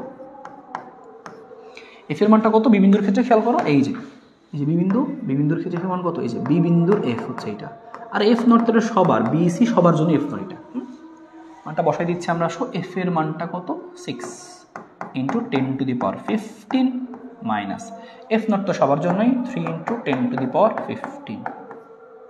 আর ই কত, ই তো আমাদের নর্মাল মান, বসাই দিচ্ছি আমি এখানে যে 1.6 into 10 to the power minus 19। B বিন্দুটা শেষ। সেমভাবে তুমি লিখবা সি বিন্দুর ক্ষেত্রে, লিখবা একইভাবে একইভাবে সি বিন্দুতে নিবৃত্তি বিভব, এটাকে নাম দিলাম মনে করে এরকম ভি নট প্রাইম। তাহলে ভি নট প্রাইমের সূত্র কী হবে? সেম লিখে দিচ্ছি, ভি নট প্রাইম সমান সমান, দেখে এটা লিখে দাও তুমি, তোমার তো কষ্ট করার দরকার নেই। তাহলে এইচ হবে, এখানে কি হবে, f minus f naught by e. কিন্তু মান বসাবা কার? মান বসানোর সময় তোমাকে বসাইতে হবে কোন মানগুলা? এই যে মানটা তো সবার 6.63 × -34, আর ই এর মানটাও সবার 1.6 × -19। এন কি আসে? এফ এর মানটা তোমাকে একটু খেয়াল করে বসাতে হবে। দেখো এইবার সি বিন্দুতে কিন্তু এফ কত? এই কিন্তু সি বিন্দুর এফ 9 × 10⁻15। তো তুমি এখানে বসাবো এটা 9 × 10⁻15 মাইনাস, এটা তো সবার জন্যই সেম, এফ নটটা 3 × 10⁻15, এতটুকু। তাহলে সি বিন্দুরটা বসাইলা, সি বিন্দুর ক্ষেত্রে সি বিন্দুর এফ। এবার তোমার দুইটা বের হয়ে গেছে, এই দেখো এখানে একটা বের হয়েছে, ভি নট সমান সমান একটা মান বের হয়েছে, আর এখানেও কিন্তু পাইলাম আমরা যে ভি নট প্রাইম সমান সমান একটা মান বের হয়েছে। অঙ্কগুলি পাই যাবা। বিভব যেহেতু ভোল্ট, এই দুটো মান বের করছো, বের করে বলবো যে ইয়েস পার্থক্য এত হবে, বিয়োগ করে দিবা লাস্টে, পার্থক্য এত হবে, শেষ। সেটা লিখে দিচ্ছি আমি এখানে। সুতরাং পার্থক্য কি হবে? এই কাজটুকু করে দিবা, দেখবা কোন মানটা বড়। সহজ কথা, এই যে ভি নট প্রাইম আর হচ্ছে ভি, দেখবা বড় থেকে ছোটটা বিয়োগ করে দিবা। সহজ কথা, পার্থক্য মানে তো বুঝে, বড় থেকে ছোটটা বিয়োগ করে দিবা, এতটুকু অ্যান্সার। তো কঠিন কিন্তু না, সহজ। তো গ্রাফ দেখে অনেকে ভয় পাবে, এজন্য শিখাই দিলাম। এরপর আমরা 8 নম্বরটা দেখি। প্রতি উদ্দীপকের 1 নং চিত্র থেকে ফটো কারেন্ট পাওয়া যাবে কিনা। এটা সবচেয়ে কমন প্রশ্ন, এই চ্যাপ্টারের সবচেয়ে কমন প্রশ্ন, এই চ্যাপ্টারের মোস্ট কমন প্রশ্ন হচ্ছে এটা, যে ফটো কারেন্ট পাওয়া যাবে কিনা। এই যে এখানে ফটো কারেন্ট পাওয়া যাবে কিনা, এই চ্যাপ্টারের সবচেয়ে কমন প্রশ্ন, এটা সবচেয়ে বেশিও আসে, সবচেয়ে কমনও প্রশ্ন। তবে কি বলছে, ফটো কারেন্ট পাওয়া যাবে কি যাবে না, শর্ত লিখে দিচ্ছি আমি, যে শর্ত, যে কখন ফটো কারেন্ট পাওয়া যাবে। শর্ত হচ্ছে যদি তুমি দেখো যে মোট শক্তি যদি বেশি হয় কার থেকে, কার্যাপেক্ষকের থেকে। মোট শক্তি যদি কার্যাপেক্ষক থেকে বেশি হয় তাহলে কি হবে, ফটো কারেন্ট পাবা।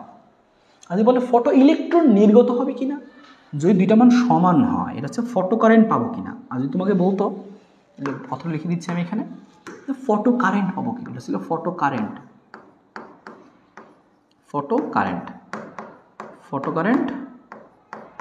পাবো। কখন পাবো, যদি কি হয়, এই যে এটা বেশি হয়। কিন্তু যদি এমন হয় যে দুইটা সমান হয়ে গেছে, ই এর মানটাও যা, আবার হচ্ছে আমাদের ডাব্লিউ এর মানটাও কি, ডাব্লিউ মানটাও মনে করো তাই সমান, মান দুইটা বেসিক্যালি সমান। যদি সমান হয় তখন বুঝবা কি, ফটো ইলেকট্রন শুধু নির্গত হবে, হ্যাঁ।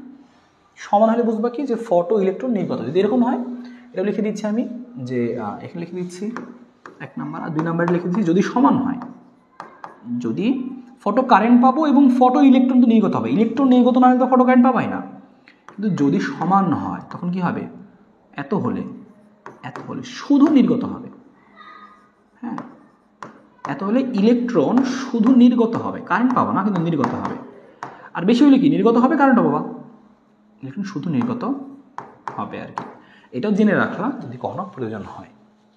অঙ্ক সহজ, অঙ্ক কি করতে হবে, এই ধরনের অঙ্ক আসলে, এই অঙ্ক আসলে এই যে সমাধান আমি এইটুকুর মধ্যে করে দিচ্ছি, এই অঙ্কের সমাধান খেয়াল করো।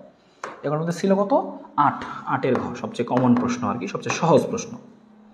কি বলছে, ফটো ইলেকট্রন নির্গত হবে কেন, তুমি কি করবা, মোট শক্তি বের করবা, যে এখান থেকে প্রাপ্ত মোট শক্তি ই সমান কি, ল্যামডা দেওয়া আছে, লিখবা কি তুমি CH/λ, মান বসাই দিবা, যে সি এর মানটা 3 × 10⁸, এইচ এর মানটা কত, 6.63 × 10⁻34, ল্যামডা কত, ওই যে 2550, লিখবা তুমি এখানে 2550 গুণ 10⁻⁻ কত, 10 অ্যাংস্ট্রম আছে, 10 বসাই দিলা, শেষ। এবার ই পাওয়া গেল, এবার তুমি লিখবা কি, এত। এবার তুমি লিখবা হচ্ছে এখান থেকে যে W0 কার্যাপেক্ষক, লেখায় আছে কার্যাপেক্ষক, তুমি লিখবা এখন কার্যাপেক্ষক, এখন W0, এই তো বের করা দরকার নেই, লেখায় আছে যে 2.2 ইলেকট্রন ভোল্ট। এটা তুমি কি বানাই নেবা, জুল বানাই নিবা আর কি, যে 2.2 গুণ 1.6 × 10⁻⁻19, এত জুল, ঠিক আছে। তাহলে আমাদের ডাব্লিউ নটটাও বের হয়েছে আর এটাও বের হয়েছে। এখন তুমি দেখবা যে কোন মানটা বড় কোনটা ছোট। যদি এত হয় তাহলে পাবা, তাহলে পাবা না। যদি এটা বড় হয়, যদি এত হয়, তবে ফটো কারেন্ট পাবো, ফটো ইলেকট্রিসিটি পাবো, ফটো কারেন্ট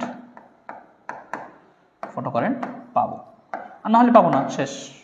ঠিক আছে, এই হচ্ছে তোমার অঙ্ক। খুবই সহজ, ঘ নম্বর কত সহজ দেখছো। ওকে, এইবার এখানে আরেকটা কথা জিজ্ঞেস করছে, এটা খেয়াল করো, যে বিভব দিয়ে বলছে যে উদ্দীপকের 1 নং চিত্র অনুযায়ী, এই যে 1 নং চিত্র অনুযায়ী 3 ভোল্ট বিভব পার্থক্য প্রয়োগে ফটো কারেন্ট পাবা কিনা। তার মানে এবার বিভব দিয়ে তোমাকে ব্যাখ্যা করতে হবে যে ফটো কারেন্ট তুমি পাবা নাকি পাবা না। এবার তোমাকে ব্যাখ্যা করতে হবে কি দিয়ে? এবার তোমাকে ব্যাখ্যা করতে হবে হচ্ছে যে বিভব দিয়ে, ঠিক আছে। আর লাস্টে আমাদের একটা কি আছে, এই দ্বিবিত ব্যাপারটা আছে, তাহলে শেষ ঘটনাটা। তো আসলে আমরা 9 নম্বরটা খুব দ্রুত করে ফেলি। 9 নম্বরটা তাহলে 9-এর খ আর কি। খেয়াল করো 9-এর কত কি বলছে, 1 নং চিত্র অনুযায়ী 3 ভোল্ট বিভব পার্থক্য আনতে যাবে। দেখো ঘটনা কি, তো ও যে এদিকে যাচ্ছে, ও যেদিকে যাবে, যদি ইলেকট্রন এই পাশ থেকে এই পাশে যাইতে পারে তাহলে তো ফটো কারেন্ট পাবা। ও যে যাইতেছে কোন শক্তি নিয়ে যেতেছে, গতি শক্তি নিয়ে যেতেছে, তো গতি শক্তি তুমি বের করলা। কিন্তু এই ক্ষেত্রে বাধা পাচ্ছ, কেন বাধা পাচ্ছ? বাধা কেন? ওই যে মনে পড়ে বলছিলাম যে এই প্রান্তটা পজিটিভ, দেখো ওই যে পজিটিভ, তাহলে এই প্রান্তটা পজিটিভ, এটা নেগেটিভ, ছোট প্রান্ত এটা নেগেটিভ। তো এই পাশে নেগেটিভ ইলেকট্রনের দিকে যাইতেছে, ইলেকট্রন যাওয়ার সময় তো নেগেটিভটাকে বিকর্ষণ করে বাধা দিবে। দুটো জিনিস বের করবো যে এরা কত গতিশক্তি নিয়ে যাচ্ছে আর ওরা কতটুকু বাধা দিচ্ছে। যদি বেশি বাধা দিয়ে ফেলে তাহলে তো পারবে না। তাহলে আমরা বের করবো গতিশক্তি, বের করবো ফার্স্টে আমরা বের করবো হচ্ছে কি এখানকার গতিশক্তি, যে গতিশক্তি। তো বের করি আমরা যে ইলেকট্রনের গতিশক্তি কত, ইলেকট্রন কত গতিশক্তি নিয়ে যাচ্ছে, গতিশক্তি ইকেটা আমরা ফার্স্টে বের করবো। লিখি আমরা ইকে সমান সমান কী হবে বুঝতে পারতেছো, এদিকে ছিল মোট শক্তি মাইনাস ডাব্লিউ নট, এটা আমরা ওই যে মেন সূত্র থেকে জানি, এতক্ষণ প্র্যাকটিস হয়ে গেছে। ই এর মানটা বের করবো কেমন, আমরা ওই যে সেম আগের কাহিনী, CH/λ মাইনাস ডাব্লিউ নট সরাসরি লেখা আছে একদম, যে 2.2 ইন্টু 1.6 ইন্টু 10⁻⁻19। এসব মানটা তুমি বসাই দিবা, মানটা বসাই দিয়ে তুমি এখান থেকে বের করবো হচ্ছে গতিশক্তি, এত গতিশক্তি বের করবো। এরপর তুমি করবো কি আবার, এবার লিখবো হচ্ছে বাধা, ওর যে বাধা দেবে বিপরীত দিকের জন্য, যে বিপরীত দিকে আমি সংযোগ করছি, এখন তো ইলেকট্রন বাধা দিচ্ছে, লিখে আমরা বাধা বিভব শক্তি, বাধা বিভব শক্তি মানে বাধা কতটুকু দিচ্ছে আর কি ওরা। তো বাধা বিভব শক্তি বের করবো কীভাবে, বাধা শক্তির এরকম হচ্ছে ডাব্লিউ সমান সমান যে ইভি নট, ডাব্লিউ সমান সমান কিউ ইন্টু ভি মানে ইভি নট, এটাই কিন্তু সেই বিভব শক্তি। তো এই মানটুকু দেখো, এই মানটুকু করলে কত আসে 1.6 ইন্টু 10⁻⁻19। আর দেখো বলা আছে কত ভোল্ট দিছি বিভব, আমি দিছি এখানে 3 ভোল্ট, দেখি আমি 3 ভোল্ট দিলে হয় কত আর কি। হ্যাঁ, এটা এইভাবে, এটা আরও অন্যভাবেও করা যাবে, এটা আরও ভিন্নভাবেও করা যাবে, এইভাবেও করা যাবে। এবার তুমি হিসাব করলা, এখন তুমি দেখবা আসলে এখানে আমার মানটা কত আসে, তুমি এটা হিসাব করো, এই আমি হিসাবে করতেছি না বড়টা, তুমি দেখবা সিদ্ধান্তটা কি, যে তোমার এখানে বাধা শক্তিটা বেশি কিনা। যদি বাধা শক্তি বেশি হয় তো ফটো কারেন্ট পাবো না, লিখে দিচ্ছি আমি, যদি এই আমাদের ইভি নট যেটা, যদি বাধা শক্তি আর কি, যদি বাধা বিভব শক্তি বেশি হয়, বাধাটাই বেশি, তুমি যাইতেছো 10 নিয়ে, ওরা বাধা দিচ্ছে 30-এর, তুমি যেতেই পারবা না। যদি বাধা বিভব শক্তি বেশি হয়, যদি বাধা বিভব শক্তি বেশি হয় তবে কি হবে, যদি বাধা বিভব শক্তি বেশি হয় তবে ফটো কারেন্ট পাবো না আর কি, ফটো কারেন্ট পাওয়া যাবে না, তবে ফটো কারেন্ট পাওয়া যাবে না, ফটো কারেন্ট পাওয়া যাবে না। যদি বাধা বিভব শক্তি বেশি হয় তবে ফটো কারেন্ট পাওয়া যাবে না, সহজ হিসাব, বুঝছো না? দেখো দুইটা মান বের করে কত কত আসে, এই হচ্ছে অঙ্ক।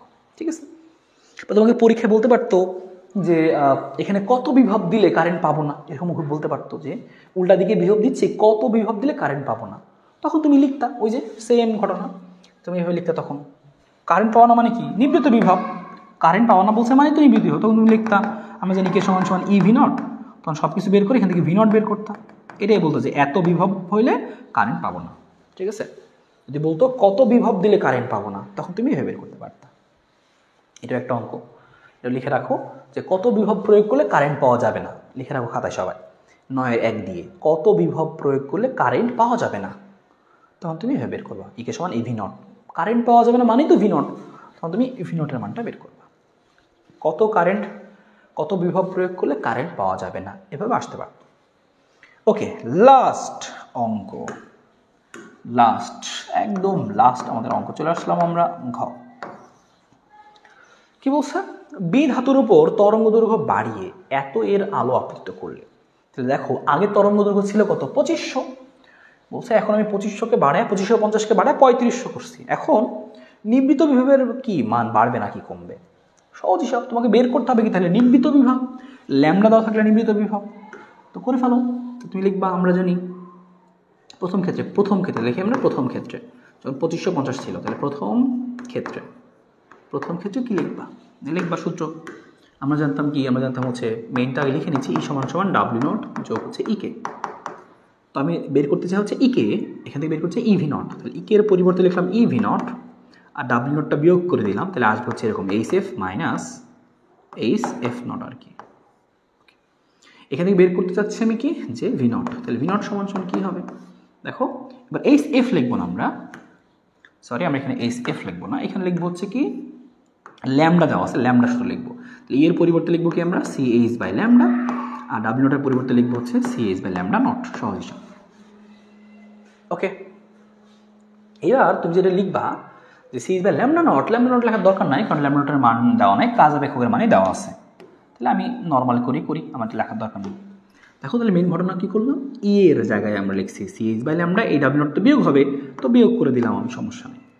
শুধু ভি নট লিখতেছে, তাহলে কী লেখা যাবে? এরকম লেখা যাবে সি এইচ বাই ল্যামডা। আচ্ছা, হিজিবিজি হয়ে গেল, ক্লিয়ার করে লিখি, সমস্যা নেই। এদিকে ভি নট কী লেখা যাবে? ভি নট সমান লেখা যাবে হচ্ছে এরকম, উপরে হবে এই কথাটুকু c H by lambda minus ডাব্লিউ নট, আর এখানে ই ভি নটের ইটা নিজে ভাগ করে দিব, এই যে ভাগ করে দিলাম আমরা। ওকে, এইবার তুমি এক কাজ করো, এখান থেকে ভি নটটা বের করো। দেখো তাহলে C H by lambda, C H by lambda, C এর মান কত? সি এর মানটা সব তুমি বসাই দিবা। সি এর মানটা বসাই দিচ্ছি 3 ইন্টু, বসাই দিচ্ছি আমি যে 3 into 10 to the power 8। H এর মান কত? 6.63 into 10 to the power minus 34 ভাগ কত? ল্যামডা। ল্যামডার মানটা কত ছিল? এই যে 2550 ছিল আমার প্রথমে, 2550 গুণ 10 টু দি পাওয়ার মাইনাস 10 পাওয়ার, এই যে এইটা পেয়ে গেলাম আমরা। ওকে, মাইনাস ডাব্লিউ নট, ডাব্লিউটা মানে লেখা সরাসরি 2.2, সাথে গুণ দিব 1.6 into 10 to the power minus 19, আর নিচে কি আছে ই 1.6 into 10 to the power minus 19। এই সমস্ত হিসাব নিকাশ করে তুমি কী পাবা? ভি নট পাবা। প্রথম ক্ষেত্রে পাইছো, সেম একইভাবে এত ভোল্ট। তুমি আবার লিখবো কি দ্বিতীয় ক্ষেত্রে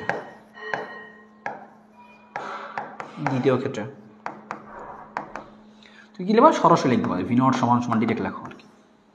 ডিরেক্ট কী লিখবা? এই যে এটাই সূত্র, সি এইচ বাই ল্যামডা আর মাইনাস কী হবে ডাব্লিউ নট ভাগ কত ই, নিশ্চয়ই ঠিক।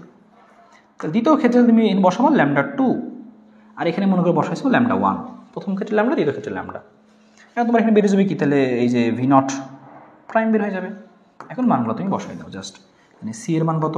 3 into 10 to the power 8, H এর মান কত? 6.63 ইন্টু 10 টু দি মাইনাস 34, আর এই ল্যামডা 2 কত দেখো? ল্যামডা 2 হচ্ছে এই যে 3500 করছি বাড়ে, তাহলে 3500 বসাবো, 3500 গুণ 10 to the power minus 10 angstrom থাকলে, আর মাইনাস কত হবে? মাইনাস হবে হচ্ছে ডাব্লিউ নট। ডাব্লিউ নট কত?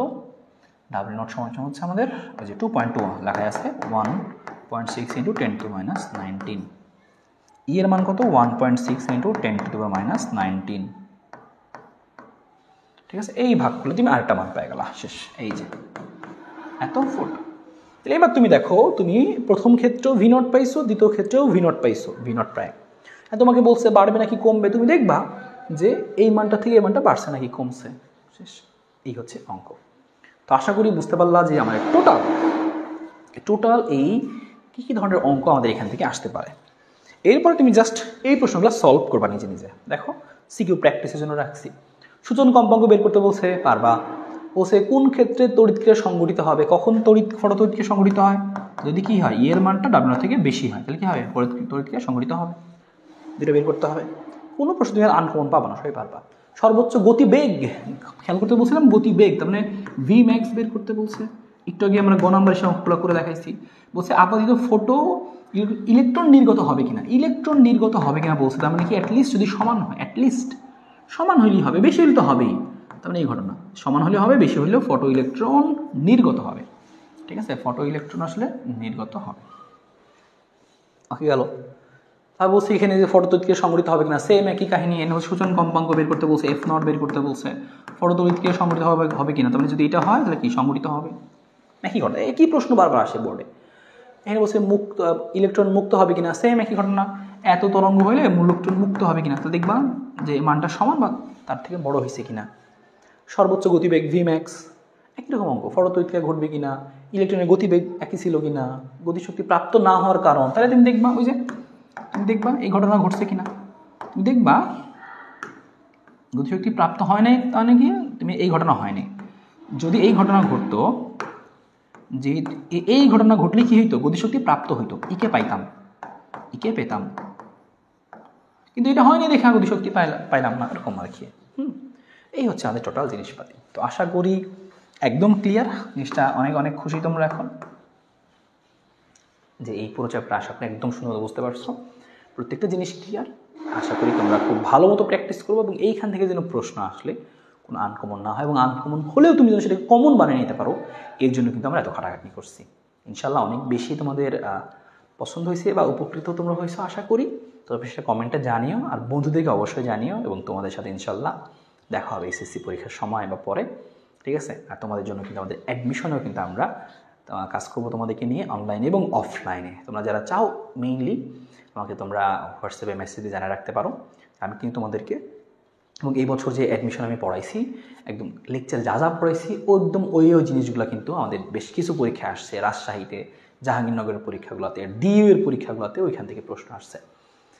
তো তোমরা যারা আমার ক্লাস পছন্দ করো, আমার বোঝানোকে তোমরা পছন্দ করো, আমার সাথে এসে কিন্তু তোমরা আমাদের এই গাজীপুরে তোমরা কিন্তু এখানে থেকে প্রিপারেশন নিতে পারো। আমি নিজে তোমাদেরকে গাইড করবো, ফিজিক্স, কেমিস্ট্রি, ম্যাথ সম্পূর্ণ আমি নিজে তোমাকে গোছাই দিব। আমি এখানে সার্বক্ষণিক থাকবো, পাশাপাশি বায়োলজির জন্য আমরা আলাদা একজন স্পেশালিস্ট জাহাঙ্গীরনগর বিশ্ববিদ্যালয় বা ঢাকা বিশ্ববিদ্যালয় বা ডিএমসি এরকম কোনো ভাইয়াকে নিয়ে আমরা কিন্তু ওই বায়োলজিটাও কভার করে দিব। তো ইনশাল্লাহ তোমরা যারা ভার্সিটি মেডিকেল প্রস্তুতি নিবা, আমাদের সাথে পছন্দ করো, আমার পড়া পছন্দ করো, তারা কিন্তু আমাদের সাথে যুক্ত হতে পারবা অ্যাডমিশনের সময়, অফলাইনেও, অনলাইনে তো আসি, অফলাইনেও যুক্ত হতে পারবা। একদম আমার সামনাসামনি বসে তুমি ক্লাস করবা, ইনশাল্লাহ সব কিছু গোছানো থাকবে, গোছাই দিব। তোমরা এরকম যারা অলরেডি ইন্টারেস্টেড অফলাইনের জন্য, মনে করো না ভাইয়ের পড়া আমি ভালো বুঝতেছি, হ্যাঁ, কারণ ভাই পড়াই সবাই মোটামুটি একই, আমি যে লেকচার পড়াইছি এটা কিন্তু অন্য লেকচার অন্য ভাইয়েরাও পড়াইছে, ওগুলো ওদের কোনো থেকে কমন আসছে, আসলে এটাই সত্যি কথা। কারণ সবাই জানে মোটামুটি যে কোন জিনিসগুলো পরীক্ষায় আসে বা কমন জিনিসগুলো কী আসলে, হ্যাঁ। তো তুমি সর্বোপরি যেখানে ভালো বুঝো সেটাই তোমার আসলে পিক করা উচিত আর কি। যাই হোক, তো তুমি যদি ইন্টারেস্টেড থাকো তোমরা কিন্তু আমার সাথে হোয়াটসঅ্যাপে যোগাযোগ করতে পারো। ঠিক আছে, তো ভালো থাকো, সুস্থ থাকো, আমাকে জানিও, এবং পরে তো আমি বিস্তারিত আরও বলবোই। তো আমাকে তোমরা হোয়াটসঅ্যাপে জানিও যে ভাই আমি আসি, আসলে আমি আসবো। ঠিক আছে, তো ভালো থাকো, দেখা হবে বড়, আল্লাহ হাফেজ।